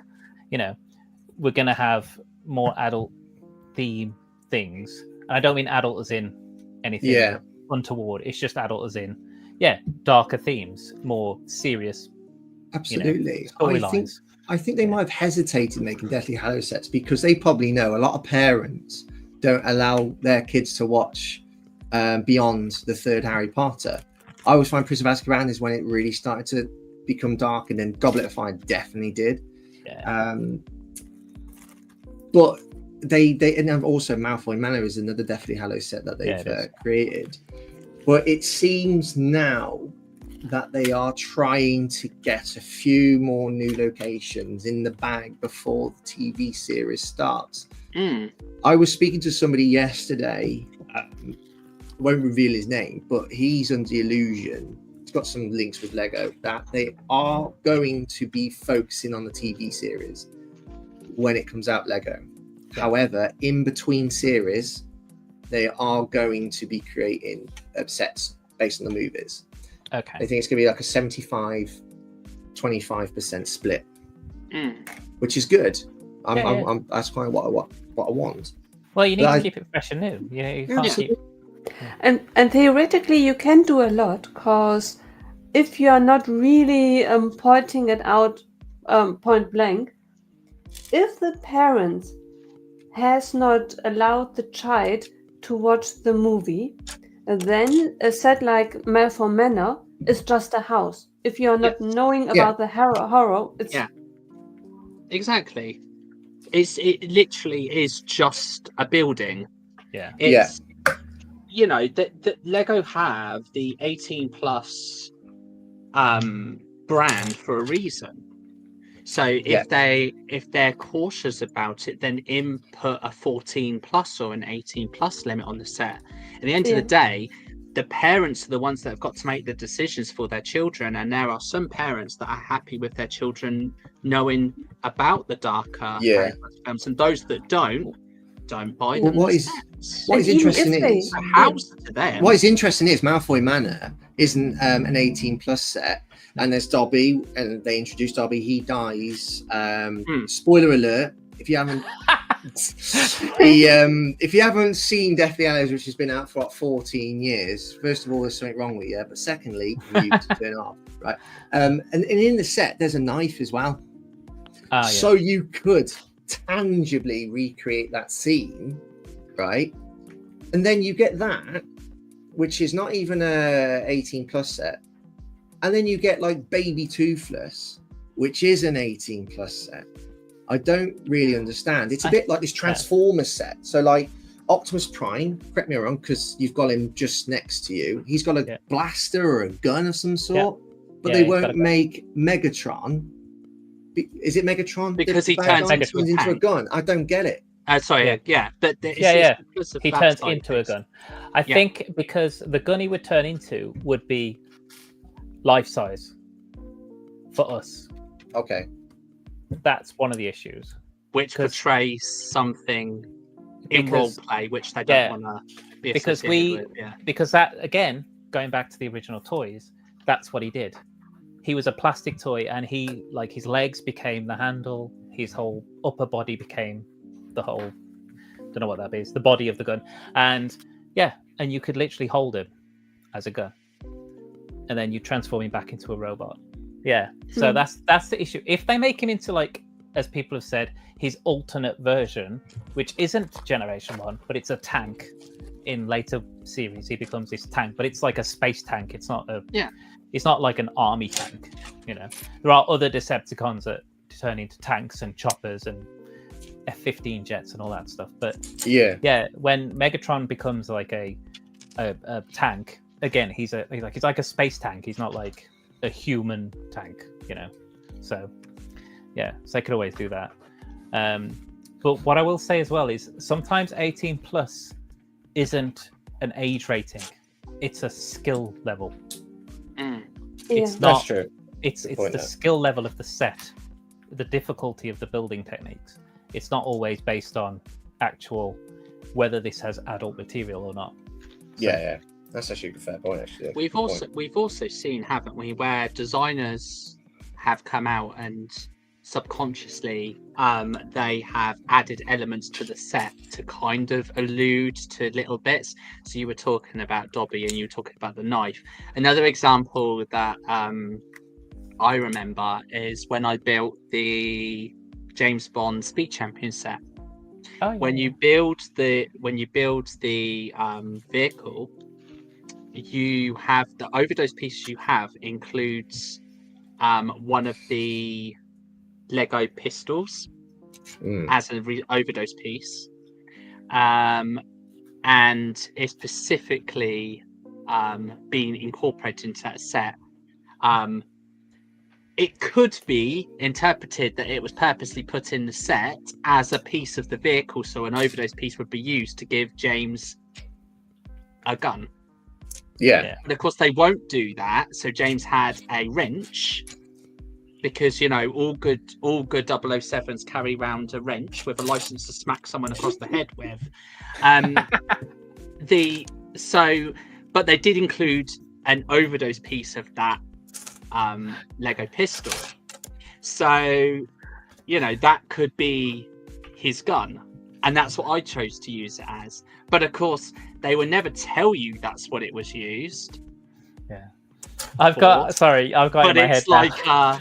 Did you put it in there to give James the signature weapon and not a gigantic? It's no different from a blaster, though, is it? But in Star Wars, not majorly different. 007, license to tighten your nuts. I think as well, it's the concept behind it, because obviously James Bond, those guns are designed to be accurate to real life and use bullets to kill, whereas Star Wars fantasy, that's how they get away with it, is it's fantasy, whereas James Bond's weapons and guns are actually modelled on real life weapons. But then, I mean, if you're going to go back to Megatron, he shoots laser beams. He doesn't shoot bullets. It's a fantasy weapon, I think. I think we do need to remember that. Absolutely. But But just going back to the rumors, the one I'm really looking forward to, which I think it's quite a big moment if the set is going to be, it's real, is that it's the hospital wing, meaning that they'll have the clock tower, and then looking at the box on the main tower set, we're going to get Astronomy Tower as well. I got some Trons back in the day, and one of the Megatron as a tank, or as a perfect I always knew him as a tank. Dragon-esque thing. Yeah. Aye. No, in the original ones, he's a gun. So they changed, don't they? So like different generations of Transformers change from different objects. Yeah, well, there's been lots of different variations of the cartoon. Right. Transformers Prime, Transformers Beast Wars, so that they change different into what they could change into and stuff. But but if you're talking about like Transformers G1, which is what these are based on, the 1980s cartoon, he was a handgun for all of it until he got turned into Galvatron, and that's where we first saw him as like a cannon. Yeah. But and I think later on they reinterpreted it that he can be a cannon, because I suppose they think like as the leader of the bad guys, if you turn into a gun, the other thing was it was really unrealistic because he's this big robot and he transforms and then he can be held by another robot of the same size as a pistol. So he literally shrinks as he transforms, which is odd. So I think they probably thought about that after the fact and went, it doesn't really work. Let's rework it and he'll be just have him turn into a fantasy tank and give everyone Megatron. Like if you watch the live action film, Michael Bay, he transforms into a tank, but also has a second one where he's like almost like a tank with wings, so he can fly as well. Yeah. Oh, okay, cool. So they could model it on that. Yeah. You still, you could still get a Megatron. They could do like they did with the Zelda tree. You could have different versions of it. Yeah. Depending on whether you were an Ocarina of Time fan or whether you were a Breath of the Wild fan, you can alternate it between those two. Have it so that you can have his classic look or a more cinematic look, but still have him transform into that tank. That way you've still got the best of both worlds. You can have the cinematic one, or you can have the classic one, but he still gets to change into the tank. Yeah, he's got it's not an army tank. Like it's not designed with miniature, flags. He's a Cybertronian tank. Yes. Yeah, and he can be he can join the new Dreams line and be alternate builds at the end. Yeah. I mean, let's not forget that Indiana Jones created an artsy plane, but we don't talk about that. No, yeah, exactly. Oh yeah, man, that's it. Could they just make Megatron? Could they not make Megatron and just have him in his mech form? I think the whole thing about that they're trying to do is that these transform. Yeah, I think that's kind of the draw. Because I do have an old Transformer somewhere. It's just a car, the old plastic one, and it transforms into a robot. Yeah. And that's I think part Lego of the thing. And you making your own sound effects is a massive part of the playing with it. You need a sound break to record those sounds in. Choo choo choo choo. Yeah. Tape deck the size of an ounce. That's quite funny. Yeah.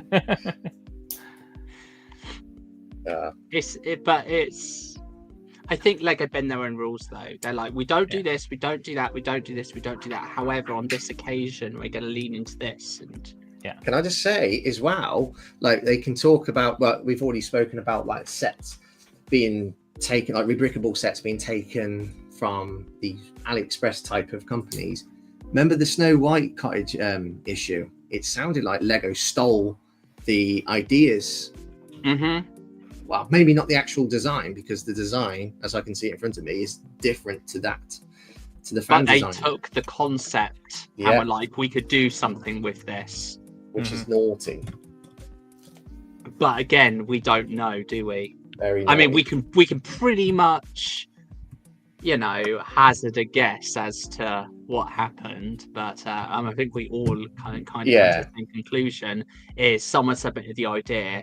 they went, "Oh, do you know what? We love this, but we're not going to do it in that line. We're actually going to take the concept and make it ourselves." It is naughty of Lego to do that. Which is a class A dick move. Yeah. Because someone's concept and idea, they kind of, even if they've loosely taken it, at least, you know. But did they acknowledge the Lego ideas? Didn't they I acknowledge thought it? they did in the book. Yeah. I think they did. I think they had to. Didn't they also give that ideas person a copy of the set? I do believe so, because people were very vocal about the fact of, this looks oddly similar to the conceptual idea.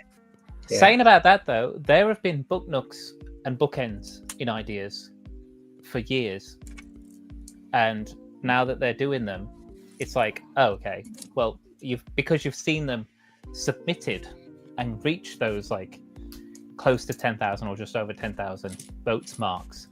Is that because? And now you're going, people must like these. Let's make them, but not do any of the actual ideas ones. We'll just make our own. Because that's the thing. It's like, it is interesting because if you grab a concept from Lego Ideas, let's say that someone gets inspired by Lego Ideas, at what stage do you kind of be like, I'm going to give a shout out or a thanks to the inspiration behind the concept, even if it's just a name drop? Let's go like the ideas by this person kind of stirred a creation in the Book Nook concept. So, you know, the concept wouldn't have been able to be in place to the extent it was if it wasn't for the inspiration provided by this person. And then at least you've given them, even if they didn't ask for it, at least you've acknowledged it and done the courteous thing. Because, you know, you don't want Lego Ideas to be a platform that is just used to grab ideas for themselves and then forget the designer that put the hard work in. And I'm sure they don't want that concept to be. Right. Just need to acknowledge we've had a raid over on Twitch. Oh. Yeah. So Bender Bricks, thank you very much for the raid with your 5 viewers. Thank you very much. It's a thank you, Bender Bills. raid. Yeah. Thank you, Bender. Welcome in. Thank you. Lego Master Nick as well. Welcome on in. Welcome, raiders. Welcome in. Hey, Lego Master. That's cool. Yeah. Tell you what was a dick move though. Moving away from Harry Potter. I'm just going to redirect you.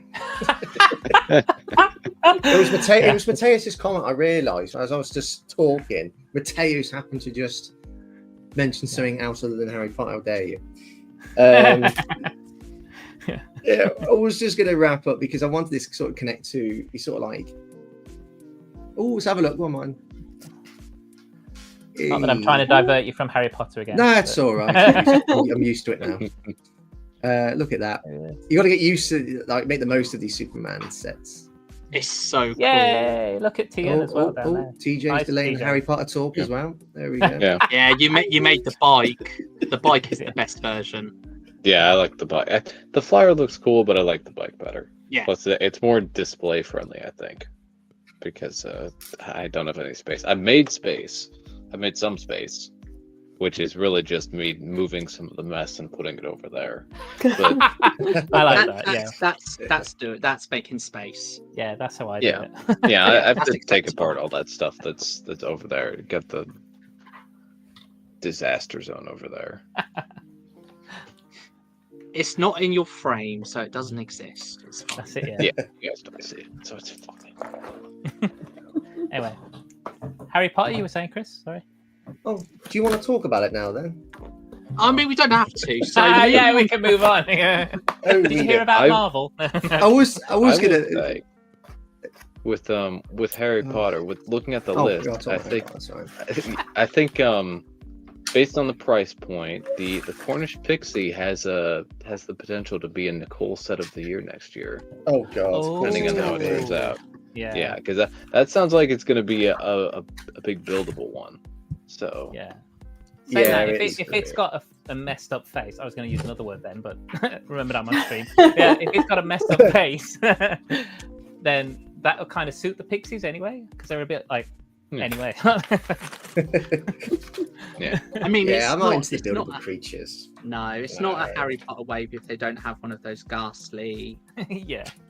I like sets it. that look like they've been splattered into a window or. But again, it makes sense because it brings out the role-playing element, because if there is going to be Chamber of Secret sets next year, then people can just recreate being in Gilderoy Lockhart's Defense Against the Dark Arts class. It just makes sense. Yeah, who's gonna buy like 100 of those and just scatter them around their room to recreate that scene? Mock builders might. Yeah, imagine building in that scale. That'd be interesting. If someone built like a massive scale, like a human-sized scale version of Lockhart's classroom, and just had a bunch of those scattered around, that'd be interesting. It could be fun, because I used to have, I don't know where I left them, but I had 3 porgs. Porgs. Yeah. And it was fun to have them just either in a small group, standing together. Just scattered around the place. Right. Bit like Elf on the Shelf, but something different. Right. I mean, it's going to be interesting, isn't it? Because obviously we're looking at like the buildable. Each year they're bringing out like a buildable icon of Harry Potter, but also we know what other franchise is going to potentially have buildable creatures. Oh yeah, coming next year. So with Pokemon coming to obviously being now under Lego, I wonder if we're going to have the same sort of reaction to those buildable Pokemon, because although I'm sure we will have little molds of Pokemon, I don't think it's going to be a case of you'll have like the first 150 available as custom molds. That's just not going to happen.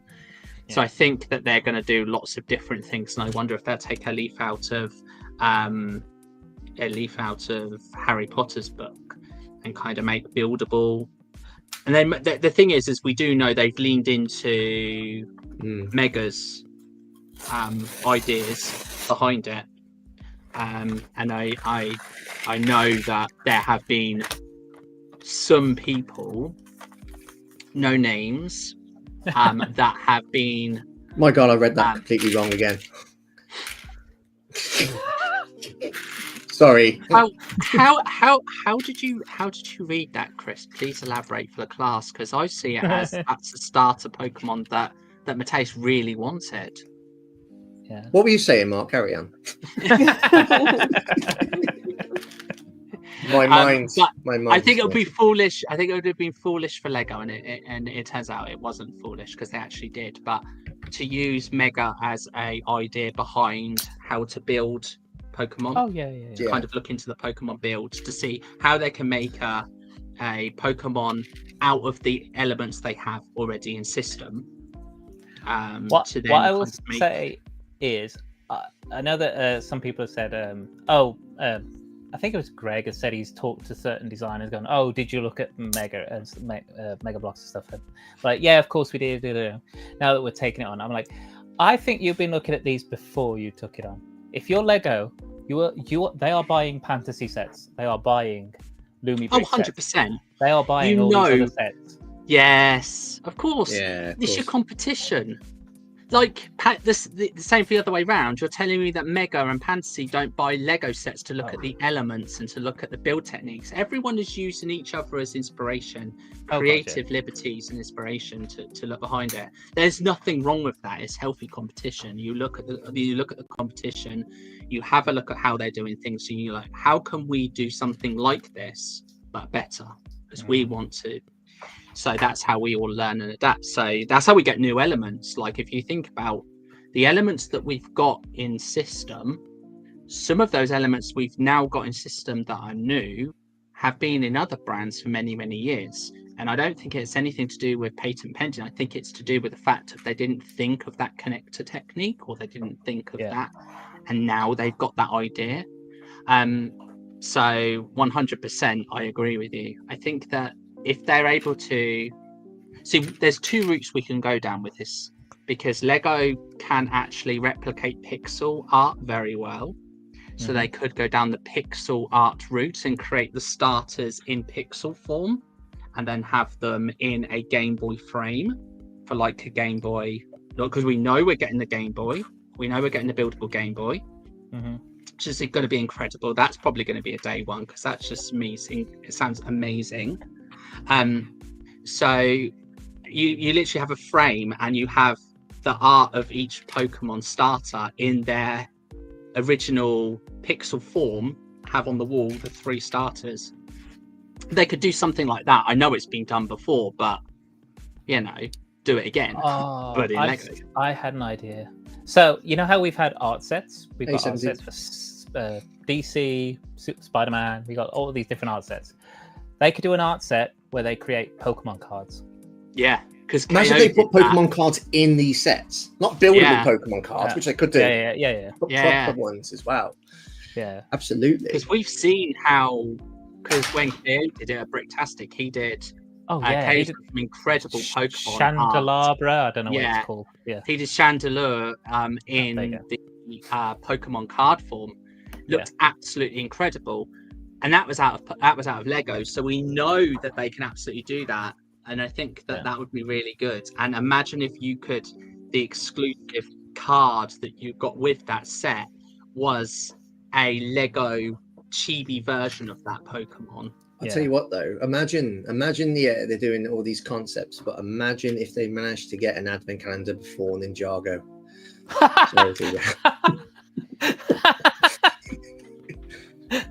That is a huge kick in the twins, that is. That's just not a kick in the twins, mate. That is a full-blown pelt. Sorry if I upset him. That's a drop. Yeah, I'm just gonna sit down here now. I think unfortunately TJ's tasting them, it was that hard. Yeah. Oh dear. But what about the hospital wing, guys? Which I want us to talk about before we leave. The hospital wing. Let me Google that. Is it a Ninjago set? No. I mean, Ninjago did have a hospital. Yeah. See. Yeah, but it was just a generic hospital where Clutch Powers was for a couple episodes. But I was going to just sort of relate this to Death Star because it's like we know there's a Death Star coming out, and that is just one big $1,000, probably $850 for us pounds drop. But I got this new Hogwarts system. I love it. I love it, Chris. The hospital wing. I love it. Yeah. There was a hospital wing. I thought he was going to go off about a different theme then. We're talking about Harry Potter here. Come on. Oh, good. Catch up. Well, we had one at £45 a couple of years ago, but this one's going to be around about £90. Which, because a lot of fans in the Lego Harry Potter space were a bit concerned it was not going to have an astronomy tower, it was not going to have a clock tower. There was reasons for that.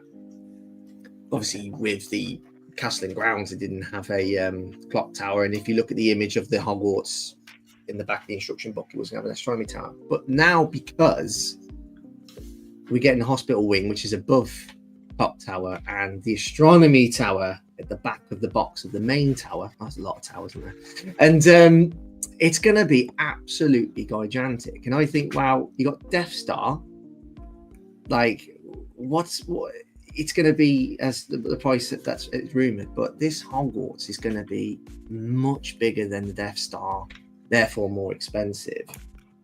But it seems like they're going out with a bang at the moment with this Hogwarts expansion systems. They're trying to cover everything, you know. But yeah, I think it's going to be bigger than the Death Star. But yeah, the hospital wing's amazing. I love it. I love the fact that these. Well, you know, I've got the Owry, so I do love the new concept buildable. Yeah, the Owry's a good set. I like playing. The Owry's a really good set, and it is still on the shelf. And it was only because you showed us your Owry that I bought an Owry. Well, you really wanted to look at it. Yeah, you really want to see it. Off to everyone. I sent you pictures of it and everything. Yeah, I know, right? You said this is it 1-to-1 scale, and it's like that's got to go on my shelf, like, you know.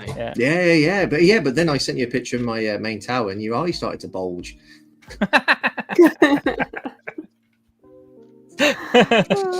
So the hospital wing is a standalone wing on its own that works really, really well. Yeah. And I like the concept that each wall can be standalone as well as integrated into the greater Hogwarts kind of feel of things. Still don't believe Lego's going to do it. 70, they are 100% doing a Death Star. There's even a couple of minifigures that's been leaked. Krennic is one of them. Yeah, Krennic's torso and I think Yularen's torso as well. Yeah. Both from leaked. But If you look hard enough, you can find a potato pic of it as well. Yeah.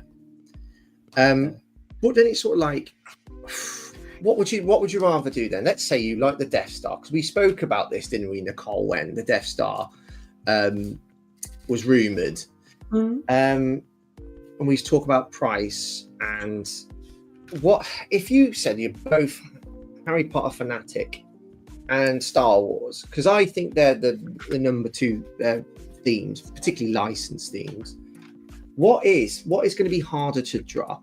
Let's say $1,000 Death Star in one go, which you said that was fine to do that, Nicole. And I remember when Fab was talking about like she wouldn't do that. I think a lot of people wouldn't, but I think a lot of people would.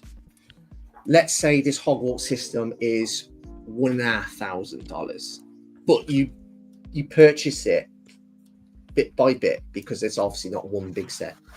Mm-hmm. What would be easier to drop $1,000 or $1,500 over 2-3 years? I mean, mathematically, it would be depending on your income, because if you only have 20 euros or pounds each month to spend on Lego, then it would take you a decade to come up with the money. If you have 500 euros to spend each month, then it does not really matter which one, because you only need the patience and the discipline to not spend for a certain amount and dedicate some of your budget for it. And then it does not really matter if it is 500, 1,000 or 5,000 euros or pounds a set. You only need to make your mind up. How much do you like it? Is it worth spending less spending on other things and having the discipline to hold back for half a year or a year and then dedicate the funding for one set? If that is not worth the set, then it's probably the answer to don't buy it at all. Yeah, that's true. Well, don't ask that, because if you want to buy all the Hogwarts expansion systems, I think it costs just under $900, which is a pretty penny. Yeah. And it sounds that this time, hopefully you will get a full set. If we look back to the other attempts to create a Hogwarts castle, you always stopped halfway through the build, and then the approach to it changed, and you could either swap up colors or you start afresh with a new approach to it. If you only buy one set and you spend the money once, you at least have the certainty that you have one big set, comprehensive at once, and do not have to trust Lego that it does not abandon ship halfway through. Yeah. And you have to be consistent with spending, because with shelf life retiring set, you cannot just because if you miss the boat at the beginning, and then 2 years in, you decide that the Great Hall would have been nice, but it retired 6 months ago. I don't think they'd retire the main chunks. I think they're going to end up retiring the little pieces like Owlry and Boathouse. I think the Boathouse and Owlry retires at the end of this year. So that's a bit of the footprint reduced. Yeah. Like the classrooms. Go on, man. I was just going to agree with you. It would make sense for them to keep the core elements of the castle available. Yeah. A bit like they did with Assembly Square for modulars. They kept it available for the longest time frame because it was a core part of the modular line. So to keep those core elements, so even if you don't have the Owlry, you can still create a good portion of the castle. If you don't have the slot-in classroom, you can still have Yeah. You know, the castle, even if you have to buy a duplicate of one of the slotting rooms and make an amendment, you still have something that can fit into the ecosystem. But yeah, I do think that the shelf life of things is so quick now because Lego have so many sets and so many themes that they keep pushing stuff out so quickly. It's sometimes hard to keep up with what's available and what's retired already. Yeah. And with what Hagar says that he still does not believe that Lego will come out with the expensive Death Star. I don't have any doubt about it, because what's the difference between a 500 set, we have a 800 euro set, 800, 1,000. One, is it really does it make a difference whether a set is 800 or 1,500? It's unless you only have a budget of 20 euros a month, then it really makes a difference. But to me, it feels a bit, we are already in a world of similarity of how billionaires must feel when they buy a jet and a second jet. Like, we would think you buy one jet, that's, I don't know, 1 million euros. How can you spend it on once? And then the billionaire goes and buys a second and a third, or a Rolex. Yeah. How can you spend thousands and thousands of euros on a watch? Why do you need half a dozen of it if you have the income for it? Yeah, absolutely. Yeah, absolutely. And I think people are going to buy the Death Star. I know some people are not going to buy it day one, but I still think Lego have been planning this for a number of years. They did it with the Millennium Falcon, then the AT-AT. Let's see how far we can push our consumers. And I seriously do not see the difference, because I years ago spent 500 euros on the small Death Star. Does it really make a difference whether you spend 500 or 1,000 in the grand scheme? Yeah, absolutely. I mean, I'm not a Star Wars fan in Lego form. I mean, I obviously know of the franchise, but I don't get into the ecosystem of Lego Star Wars. Otherwise, that's it. So I stay out of it on purpose. But you know, the rumors of having a $1,000 set has been in place for a while. Like, Lego have been building up to this with all of their themes, with things they're bringing out that have inflated in price, whether it's to scale part by pieces, interpretive, but they've scaled up their sizing, they've scaled up the pricing of things. So it's almost their goal or aim to create that set. And I think in answer to Hagar's question about if they'd have to do some heavy marketing, if we take One Piece, for instance, they've leaned into the marketing for the One Piece Lego sets quite heavily by using some of the Netflix stars to help promote it.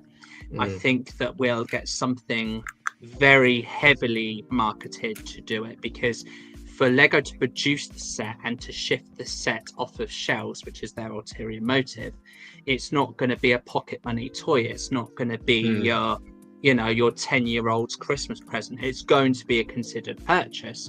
So therefore, they're going to have to really, really push its marketing to go, hey guys, this is out here. This is a amazing set. Look at all of this, this icon of a set with all of these figures, which are going to be 75% stormtroopers, but all of these figures that are going to help to promote this set to be the biggest and best Lego set there ever has been in the franchise. Yeah. They are going to have to heavily market it. And I think that's where you'll start to see they'll get some big names in to help promote the marketing. That's what I think. I think they need to start advertising it September or even October. Agreed. I think, to prepare You've people. Got to build the hype of it. You can't just, because Lego could easily drop this a couple of weeks before reveal date. And you just think, we don't have that pocket money to go, oh, that's coming out, let's go get that for Christmas. Yeah, but we do know people who are actively raising that money now to get that set, because we've heard these rumors. We have, but we're a tiny demographic of the fandom of Lego in general. And I think that for even if every single one of us in the community bought one of those, it still wouldn't achieve the sales figures that Lego wants it to achieve for the. Yeah. They But want it to go out for the mass. I do see it being on the shelves for a hell of a long time. Oh, like of course. the Falcon, And- like the Falcon, Oh, it's yeah. going to be there 8, 9, 10 years. We'll see this in 10 years. We'll be talking about when it's retiring, and then I'll be talking about when I'm retiring as well. Yeah, yeah. My And the main tower will be question is- retiring. Yeah. And the question is, on which shelves will we see it? Because I can't imagine, because it hopefully is a big box, and probably Lego will have it. Amazon maybe sometime in the Big future. retailers will have it. Oh, God, Yeah. It's a Yeah. drive, But those it's not those in your retailers supermarket. carry it. Yeah, it's Yeah, going No, to be if you everywhere. have it, because It'll it's be a like big John box. Lewis. It'll be Amazon. And that's the thing, It'll isn't It'll it? be Don't- all online type of Exactly. thing. I very much doubt you'll go into a toy shop and find it on a shelf unless it's a specialist toy shop, because this box is going to be absolutely gigantic. Yeah, I mean, Imagine Smith carrying might it. get it. Yeah. Carrying it, Yeah. you are going to have a 6-pack.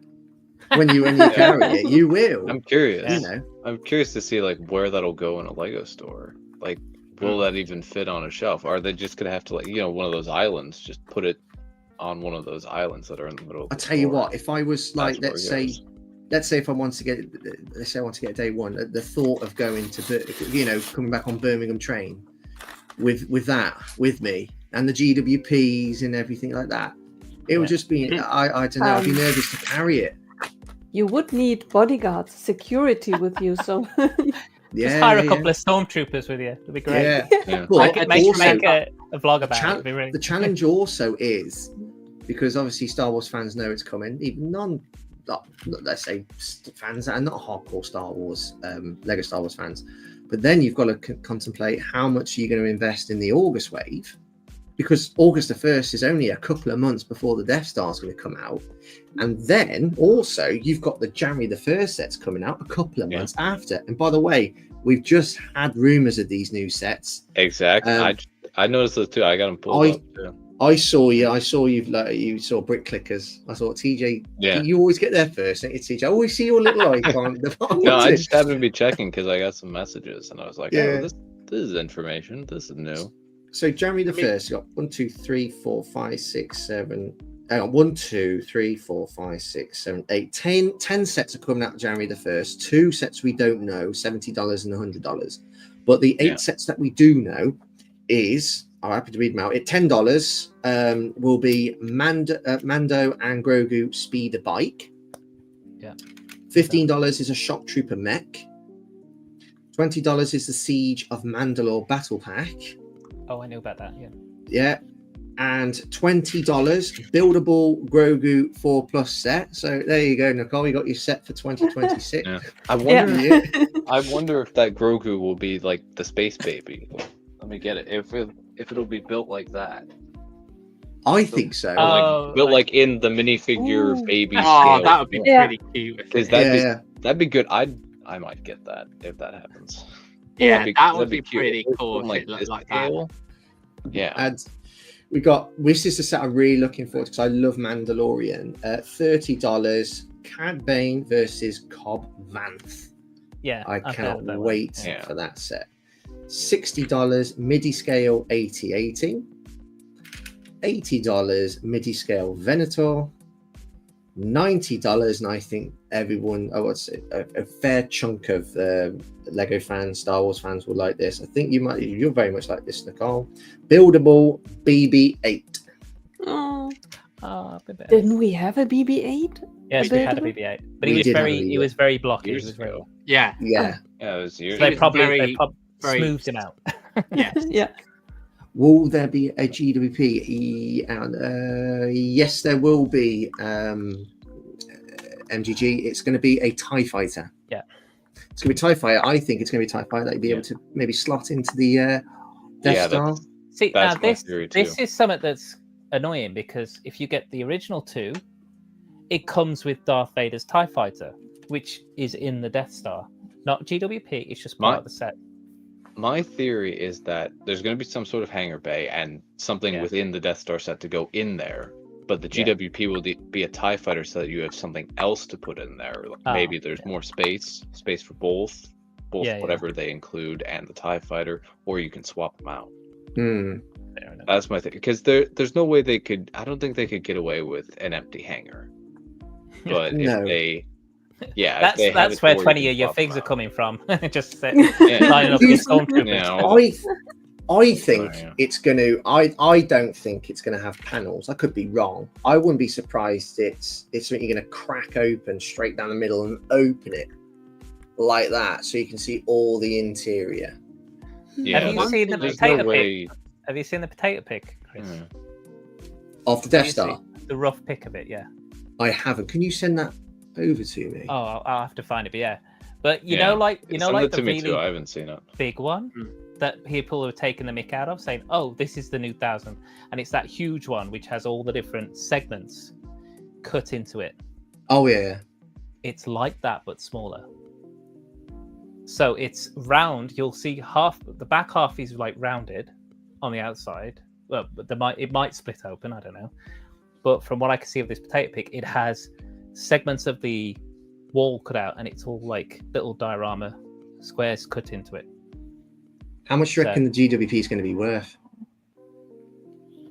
Depends on the figs. Depends on the figs, because I have a feeling the TIE fighter won't be worth that much because you can probably recreate it on your own. But whatever figs they include, because I think it's rumored to have 3 figs, those will be worth. Figs are all exclusive. That's going to one has to be.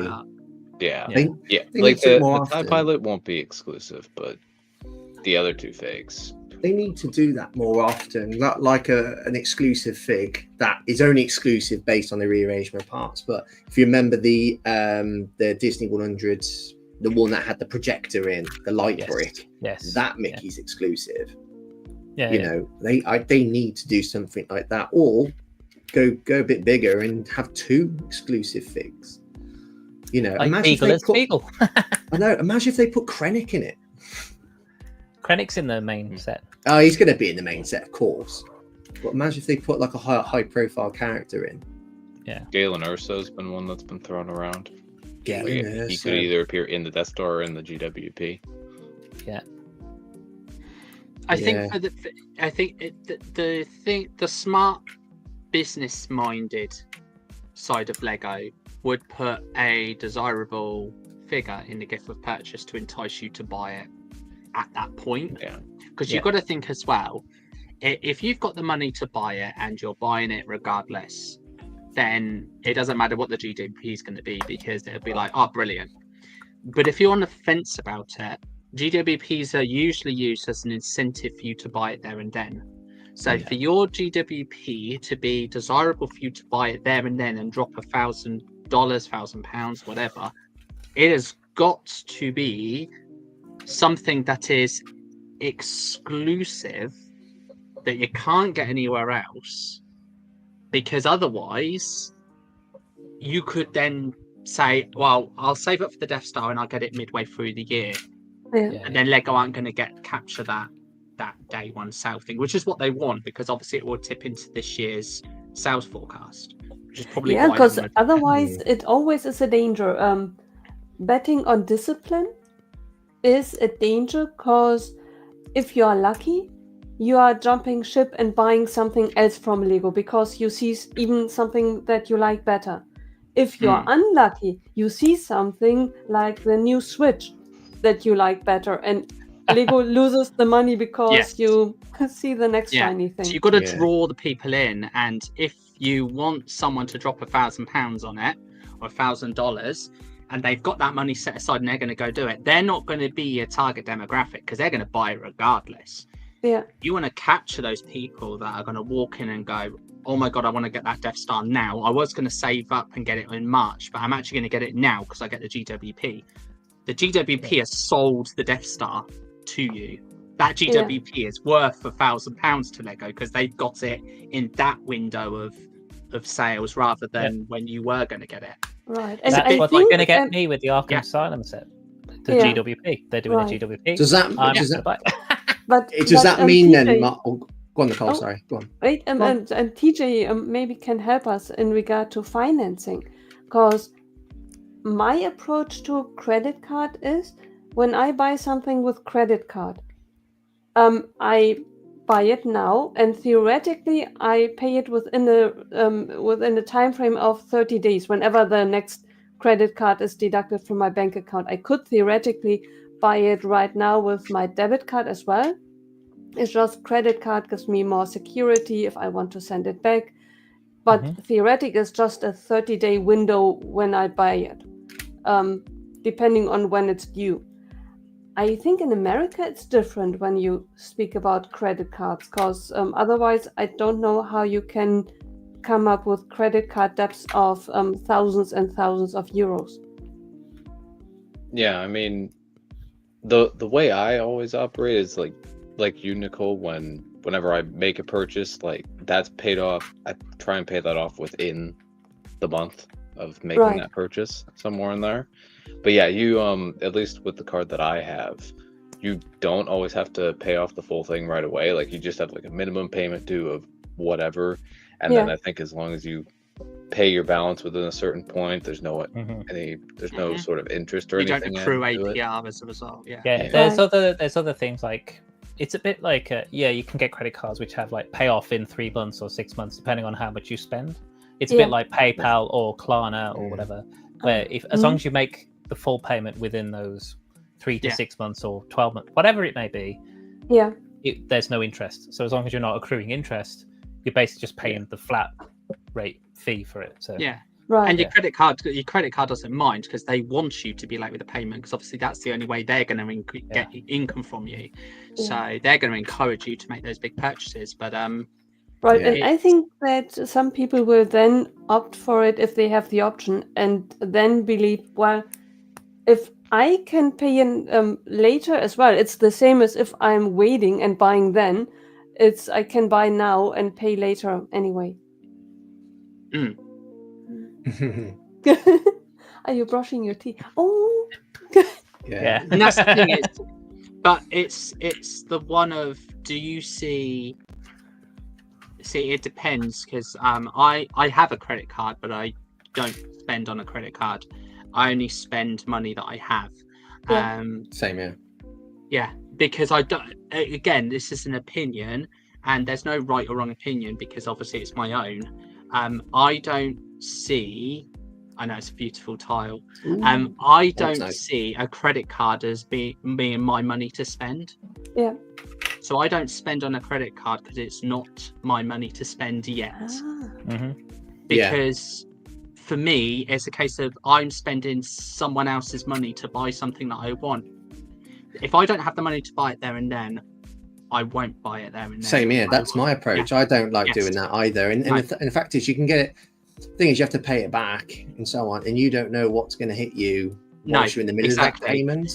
Exactly. If I buy it there and then the proverbial hits the fan, then that's the risk I took when I bought it there and then. But if I buy it on a credit card, the proverbial hits the fan, I can't make that minimum payment on my 0% APR card.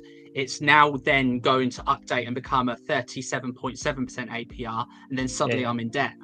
And then that purchase that was desirable to me at the time is now turned into a debt for me. That is why I don't touch credit. I'll only buy it if I have the money for it. That is how I approach things. That's my approach to stuff. I've done the Britlink Designer Program, and I talked about this on my thing, where I've put that on a credit card. Now, as we know, they make the transaction and then kind of hold it and then release it back. So it's not made on the actual card yet. So I know that money's going to come out that card. But I also know that, and I've said this, these next couple of months I've saved. So I'm 2/3 of the way through. Next month I'll finish my last third, and I'll then have the money ready and accrued for when the transaction happens. So but obviously that's different because I've made the purchase, I pre-ordered it, and the money's coming out when it ships. So there's an allowance of time for you in order to save. And it's all to do with how you manage money, how you think, how money-minded you think.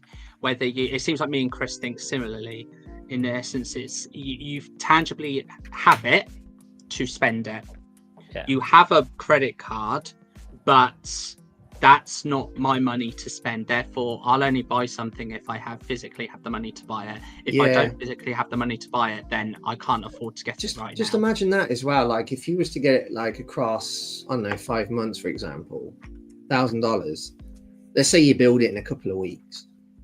That means next 4 months you got $200 coming out of your account a month. I hate that feeling of paying something that I actually have already, sort of started to.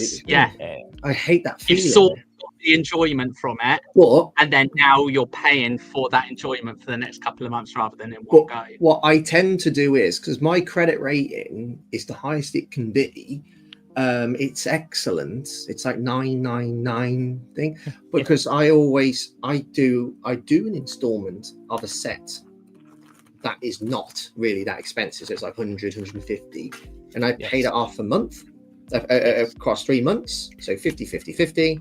Then I start buy another set that's like £100 or whatever. It doesn't have to be Lego, and that's the only installments that I ever have, and I do that all year round.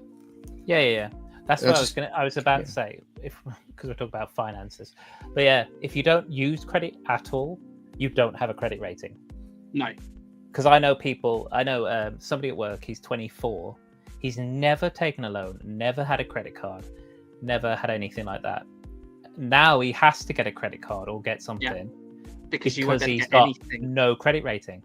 So he can't, like, if he was to apply for a mortgage, he'd have a ridiculously high interest mortgage because he doesn't have a decent credit rating. So you have to use credit in order to pay off. But that's the best way to do it, is to make a purchase, small purchases that you pay off, either chewing gum and pay it off. Or that's what we were always told is once a year on your credit card, buy a pack of Wrigley's chewing gum and then pay it off. And your credit rating continues. So that's what you need to do. My advice would be for people who want to buy the Death Star is wait for a discount. Because if you get like 10%, that's going to be like £80, $100. And I would also say, if you've got like a huge amount of Lego in your collection, and there's some sets that you think you haven't really gazed upon for many years, sell it. Pull it towards it. If you could have a couple of sets like that could be worth the full amount. You could have two retired sets, and you think, do you know what? I've got this set, but I've got the upgraded version of this set. Let's say, for example, let's just pretend like the Burrow, Attack of the Burrow. Let's say that's worth, it's not £300. I don't need it because I've got the bigger one, the one that came out last year. I could sell that, pull it towards the Death Star. Yes. So that's what I would advise. But and the thing is as well is that it goes, if you're buying the giant Death Star, let's take Nicole's situation. Nicole has a Death Star already. So if you're buying a new Death Star, do you need 2 Death Stars, or are you going to sell your previous Death Star to then put the money towards a new Death Star? Because and that's the thing, it's because the people that are just getting into, because we've got to remember, A-files, T-files, K-files are getting into the hobby every day. And every day a set comes out, new people coming in miss that wave, miss that opportunity. So there are going to be people that have come into the fandom that haven't been able to get a Death Star. So they've never seen a Death Star released in Lego. They've not been able to get a hold of one. They've seen this new one coming out, but it's too much money for them. But someone who is going to purchase it has one of the Death Stars from previous year, which to a new fan is going to be an amazing experience to build and enjoy, and see how it was designed a couple of years back, experience the build. As they start to build up a collection and finance and things, then they can eventually make that decision. But do you need, it's a bit like with the night bus. I know the night buses, we've got like 5 or 6 of them have been released so far. Is it 6 or 7 of them now? Now you could have all of them, because they're not exactly the expensive sets. But if you're limited on space, what night bus are you going to put on display? You're going to put all 7, or are you going to put the one that is the most recent one? Because that's probably going to be the one that is going to have the newest elements. It's going to look the most accurate using the elements it's got. It's going to have the best minifigures in it, you know, theoretically, of course. So there's always that. If a new version of something comes out, do you want to keep every previous version of it, or Yeah, do you want to sell off them? I know some people that have just kept the minifigures from, let's say, Privet Drive from 3 years ago in Night Bus. They just sold the actual bus because the minifigures are different, but they know the next Night Bus is going to be better, and it makes sense. It makes sense, but that depends on what sort of attitude you have towards your own collection. Are you like Lauren, for example, completionist? Get that? Yeah. If I had one of the older Death Stars, I would sell it just because I know the next one's going to be a little bit more updated and so on. But if you love your old, I know you do, Martin. I know you don't even need to think about the new one. Yeah. But I know it's different for me. I would, if it was me, I would sell the old Death Star if I had it, and I'll put it towards that. Yeah. But that depends if you want it. Yeah, but on the flip side, taking TJ and his kind of love for Ninjago, we've seen, you know, reboots of Ninjago. We've like Destiny's Bounty, for instance. Would you sell other versions of the Destiny Bounty to get the newest one? Exactly. You would have all versions of the Destiny's Bounty. Yeah, because the issue you're running with Ninjago, unlike Star Wars, they do remakes of what is exactly the same thing. Like Juggernaut, they made that before, just different version, but it's the same in-universe thing.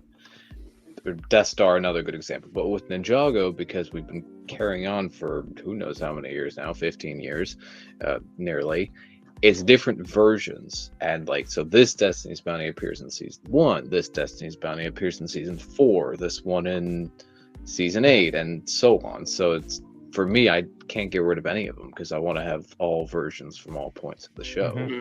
And the only time Lego has really remade things is for Legacy. But even then, those didn't quite look the same. They did end up using those models in the show as well, most of them. And yeah, I don't want to get rid of any of it, to be honest. No, of course not. Yeah, fair enough. But the problem is, like, when this Harry Potter TV series comes out, they're obviously going to revisit the Burrow and so on. And if the Burrow is designed differently, I'm going to have to get it. It will, and I will get it. Even if it's a £90, it doesn't look as good as the one that came out last year. I'll still be getting it because it's technically a different Burrow, because it's in a TV show and it's different to the movie one. Yeah, and yeah, I do think with regards to the Harry Potter TV show, I think Lego will be, again, this is an opinion, I think it will be foolish of Lego to introduce a whole new Hogwarts castle set range in addition to the one that you're currently building, because then you've got two different variations of the same collector's thing to be. That's just insane. That'd be too confusing. I think what they'll do is, first off, Lego's not stupid, and Warner Brothers aren't stupid either. But Lego's going to wait and see how well this TV show is going to do. They might have some sets, but they are not going to be big sets. They're going to be little introductory sets to the show to start with. And then they'll see how far, like with Star Wars now, after, 25 years of doing it. Oh, actually, it's 28 years. Oh, 25. No, yeah, 25 years. 1999. Yeah, 25 years of doing Star Wars, Lego Star Wars, whatever it is. Now they're at the point where they're pushing the $1,000 mark. You know, the Harry Potter movies. Yeah, they're pushing with this castle. They're making the castle for you, and it's going to push your budgets to the maximum. With a new TV show that they don't know how well it's going to be received, they're not going to push those limits. They're going to test the waters first, basically. And and with any new product or new theme or range of product, they will test the waters. They will not jump in. No, because the franchise that they've currently got with the movie, the moviedom of Harry Potter is one of their biggest franchises. They've got a partnership with. They won't rock the boat too much. No. So they're definitely going to lean introductory set or two with the concept, because they normally get concepts of the series before the series has been released, so they probably have the pilot that they can draw inspiration from for sets or concept art, but they won't have anything past the pilot episode. So you'll get maybe the characters in a classroom, and the classroom might not be anything like, it might not be built to the same structure or ecosystem as Hogwarts. It might just be a standalone set on its own, which is highly likely. Or they might make a couple of the books that fit along the shelf of the Harry Potter existing ones, but they'll be specific to the TV show. Something that fans can put alongside what they've got, but it doesn't interfere with anything that any existing eco structure they've got. So it's not going to confuse people. Yeah. But because you don't want to ostracize your current fans. No, because it's a confusing thing, especially if people don't know about the Harry Potter show and they go into the store expecting to buy something to expand their collection. A mum's buying something for their child and they buy the wrong Harry Potter thing. And it's not Daniel Radcliffe. Yeah. I mean, they're investing over $1 billion per episode, which is mad. The thing is it will do well. It will be successful in some element, because Harry Potter is a franchise that a lot of people love. And even if people are always going to compare it, like you're always going to have comparisons. It's not the same, yada, yada, yada. It's not supposed to be. You know, you have to suspend disbelief and you have to go into it with a new mindset to go, okay, if I was a fresh-faced fan going into Harry Potter and this was the first time that I've gone into it, this is my experience of Harry Potter for the very first time. I think that's the approach they're going for. Almost like a multiverse element of it. It's just like splitting the film from the books from the TV show. I think you're going to have elements of that. You'll have references and tongue-in-cheek moments that are going to pay homage to the films, no doubt about it. But I think it'll be silly of Lego to try and merge the two. It needs to, because I think Harry Potter is now at the level of Star Wars. Like, just look at the theme parks it has and the fan following and everything. And I think after this they could break away and actually do proper spin-off series and all sorts. I think it's going to be. There's loads of stuff they could do with the Wizarding World that they haven't touched. It's going to expand out. Now they've broken away from the films and they've got a TV show. They can do so much with it, because they can specify a time frame. They could do a prequel series that introduces a whole new element that no one ever knew about, because they're not having to worry about the films. They've got the universe that they can draw upon, and they can make and also that, let's not forget, the actors for the most part that are taking on these roles are of that young age of Harry and co from film 1. So they've got that 15-20 years of expansion that they can work on with those same actors, whereas they couldn't do that with the current day cast because of their age. They've got a whole fresh-faced approach to things. They can take it into whole different avenues and different routes, and I really think they will. It's going to be absolutely amazing. You're going to see so much done with it, because Netflix is got the ability to pour huge money into this, and we saw with the Marvel TV shows that Netflix had. Like, I have a huge love for the Marvel Netflix shows. Their budgets were amazing. Like, they created a huge fandom and a huge kind of universe that was contained within itself, had references to others, but it was self-contained, which was incredible. And it's still ongoing. And it's still ongoing to the point where Disney and Marvel have acknowledged it and continued it because they've seen the love of it. So we know that Marvel can, we know that Netflix can do a good thing with a franchise. So I think that it's, and I also think they wouldn't let such a huge name be treated poorly. Like, they're going to be like, this is huge for us. We've got, Harry Potter on our shoulders here. Like, this is a huge franchise that a lot of people have a lot of love for over decades. We can't F this up. We've got to. There's probably a little bit of anxiety because of what happened with Fantastic Beasts. Yeah. But I'm glad they stepped away from it because it was going to be a 5-part series. But I'm glad they didn't crowbar it. They just walked away. Just mentioning Marvel briefly, did anyone see that they're on about making a Brickverse? Lego Marvel Yeah, Brickverse. I did see that, yeah.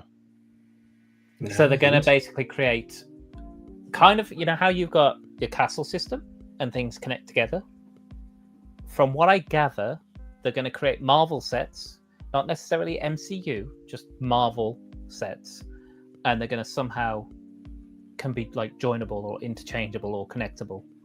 So it's going to be things to do with Marvel. It might be something to do with a little bit of that, what we've seen already with Oscorp and the corner thing, and you know, that kind of modularization that can click together and you can change it up. So, but yeah, I saw that today actually, a little clip about it. Lego Brickverse, Marvel Brickverse is coming 2026. I did just think of something that kind of counters what we were talking about, and it's to go back to Ninjago. If we think about the Ninjago modulars, and we think about Ninjago City Docks, they were both under the Ninjago movie branding of Ninjago, but City Gardens is under Ninjago Legacy. So technically, we know that they all work together, but technically they're under two different elements, like the movie, because the movie isn't canon. The movie's alternate universe, is it not? Yeah, so, it's a different universe. It's a different universe. So you've got two Ninjago modulars that are part of a separate universe, but the third one is part of the in-universe, the legacy universe, but they integrate and work together. They are compatible with one another, and they all work. So to flip it on its head, now I know that it's an original IP, and with Harry Potter we're talking about a licensed franchise here, a licensed IP, whereas it's internal to Lego. But we have seen examples of when they take alternate universe interpretations of things and make it compatible with one another.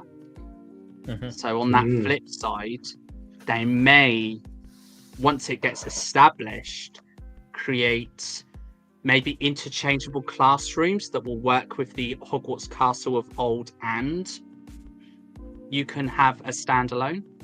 Yeah, they're not going to scrap it. I mean, look at Orlando and Warner Bros. Studios. Look at what they've got there. They're not going to, because if they change Hogwarts, they've got to change everything at these, these places. Well, we do already have an alternative version of Hogwarts. Hogwarts in the film does not match Hogwarts in the book. 100%. No. It's different. People, even when the first film came out, that's one of the concerns people were saying when they saw the first castle. They were like, "Oh, it's not like it says in the book." Like, I remember those comments when the film was coming out. I am that old. And there was also Hogwarts Legacy. That Hogwarts castle is different to the movie one. It's beautiful, it's brilliant, and there's a lot in it that you don't see in the films. Because they had to, because you can roam around and it's whatever. This one's going to be different, but they're not going to. They didn't, like Universal and whatever. They haven't changed Hogwarts to match the game. They're not going to change everything that's established just to match the TV show.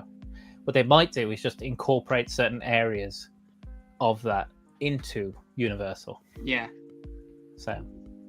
Yeah. And of course, Lego can interpret things however they want, because obviously Lego is compatible with everything within Lego. So, they can incorporate something that has a stylistic element that is different enough, but could be, even if it's a couple of extra pieces that you can attach to something to make it work with something else. Yeah. So you have that freedom of choice, but it is unanimously understood to be different. What Lego could do is do what they've done with Star Wars and then create their own independent little animation That'd be cool. TV show where it's it could be like multiple universes or something completely different, and that would be cool. That would be fun. Yeah, like a what if. Yeah. That would be hilarious if they somehow had the two universe Harrys meet one another and had them voiced by the Harry and by Daniel. And the animation.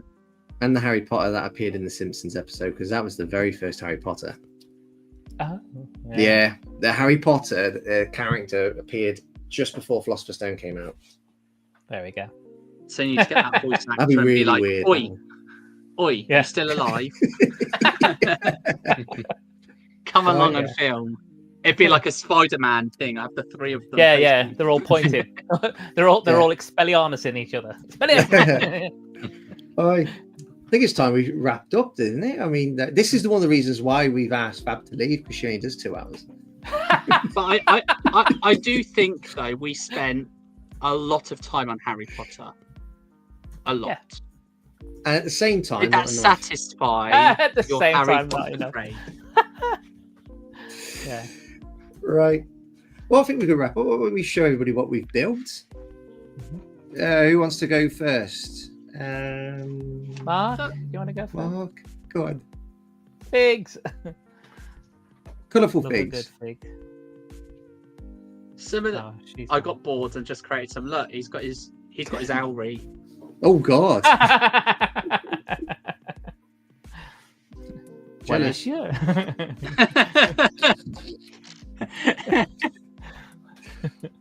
Nice. Yeah. Okay.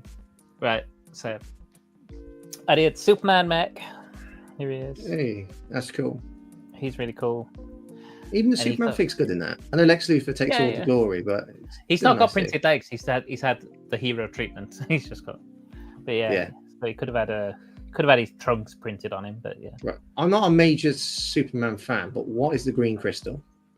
Kryptonite. Kryptonite. Oh yeah, I know what kryptonite is. Yeah, so that's kryptonite. It's always green, represented as green. So, Oh, okay.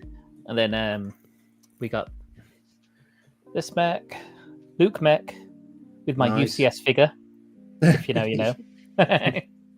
And then I did build a suitcase. That suitcase is so cute. Yeah, with buildable figures that look good next to. Yeah, that's what I'm going to do. I'm going to stick it next to my upscale fig, and then it's all the bits inside, like your boarding pass, toothbrush, camera, your sandwich. Yeah. So yeah, this is definitely. I like the fact it's going to Billand as well. So. Is that a print or a sticker? The Billand. That's a sticker. It's all stickers apart from the passport. The passport tile, I love. Yeah. I want loads of those. The ticket, the flight ticket is not a print. Nope. That is interesting, because I just bought a 1x2 tile, printed as a ticket. This is a 2x6. Yeah. Yeah. Now that's a sticker. I mean, I know it's perfectly placed, but yeah. Say that looks like a print. Is that perfect? Yeah. Right. But I've got these stickers as well. You can put on. So, yeah. So yeah, I might have to customize it a little. Yeah. Yeah, it's so cute. So cool. It really is. Yeah, so that's what I've done today. Nicole, what have you built? I built a dream. Yay! That's cool. Jordan, what's the name of the character? What's the other character? It's just a dreamer. He's Jordan. He is a dreamer. He's one of the guys who just falls asleep and gets captured all the time. Man, look at that fig. Is that the best version of that character, do you reckon? What? Jordan? The one with the beard and the hair. Mr. Oz. Yeah, that's a really good Mr. Oz. Yeah, in his gold outfit. We did get this Mr. Oz as well in the collectible minifigures. Yes, he's in the he was on the Builder minifig. Yeah. The Builder minifig, not collector's minifig. No, there's another one just with a different shade of blue. Yeah. Yes. Yeah, there's a light blue one. Yeah. I think I have another one. Wasn't he in the bus or somewhere? I think from. He's got so many different outfits, Mr. Oz. Yeah. He has a that's whole cool. wardrobe of different outfits. Yeah, I know. Like that's his dream. He's just like, what do I wear today? Right. That's Yeah. cool. That's a fun. Yeah. Brain bad. in a jar. Yeah. And then Nice. the big reveal. Which version did I go for? The rocket. Yeah. Yeah, It's so cool. I liked it best. hmm Yeah. The yellow and the blue work so well together. Yeah. Yeah. Oh, and That's that cool. windscreen, that like pearlescent windscreen. Love that color. Yeah, me too. It's such a cool color. Yeah. What did I do? And the little monkey. That is cute. That is cool. Whee. Nice. Swooshable. Go on, give us a few swooshes. Swoosh test. Give us a few swooshes, Nicole. It's so warm. My hands are really, really sweaty. I have a feeling of I will give it a real push, and all of a sudden you see it flying. Yeah. Oh, there you go. Whee! It flies. It'll land in the Avengers Tower. It's fine. Right, exactly. Just going into the distance, like Yeah. everyone, clip now. Yeah. Oh. Right. Well, thanks for showing us that. And TJ, what if show us your This finished thing? model? Yeah. Ninja Team Combo vehicle, and this thing. The Oh, was this always see. cat So bike? I cool. forget what this was called. So cool. That head print's nice. Yes. Yeah, Look at that. Yeah. It's very pretty. it's nice. Yeah, those are all stickers, but there's only 4 stickers in the set. So Yeah. Okay. Oh, well, that's all right Oh, then, isn't it? Just 4 brilliant. sticks. yeah, they're actually put on in order of number 1 through 4, which I always like to see. It bothers me when Lego doesn't do that. Oh, me Yeah. too. Where they Yeah. start with sticker number 9, it's like if you knew it was going to be first, number it 1. Yeah, these stickers were out of order, but there was only Yes. a 1 and 2, so it wasn't too bad. Mm. Yeah. Yeah. Cool. Go on then. What have you I'll done, show- Chris? I'll show you this. Well, I've heard of a chef's kiss. This is a chef's snog. I absolutely love this. Whoa! I didn't know it there. Wow, that snog went well. No. Went down very quickly. Yeah. No. There we go. I'll show you. There we It's go. not like a washing machine, that was. I know. Love it. That is so cool. I love Choo that. choo. Whoa! I tell you what, I'm not good holding this at the moment. Yeah, like that. Yes, Yeah. there we are. We've seen it. It's very good. Hard Yeah. to hold. Yeah, but I don't like its button-up form because it doesn't make sense. It just looks like there's 2 Hogwarts Expresses. hmm Yeah, and then the title of the set is Book Nook, but Yeah. it's bookends. It's a bookend. It can't be Yeah. it can't be a nook. Well, that's what they've called. Didn't they call the new Wicked ones? Aren't they called? Didn't they call that a book nook as well? And that's Yes. technically bookends. Yeah, They that's kind right. of just assumed that they can just get away with calling it a nook. It's like, no. No, Yeah. it is it goes on the definitely. ends. It's not in between. Yeah. Yeah. Can we give a shout out to Redmond? He's reached his 1,000. Yes, I was just getting Yeah. into that. There we go. Hey, So, well done, big well Redmond. done, Redmond. Well done, mate. And also, just want to say thank you to those who joined as well. Who joined us today? It was Emily. We had Trevor.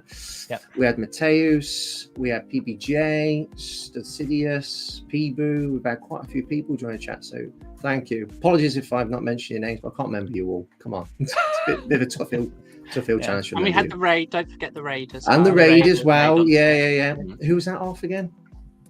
Vanderbilt. Bender Build. Thank you. Right. Thank you, Bender. Right. Okay. Build. Right. Okay.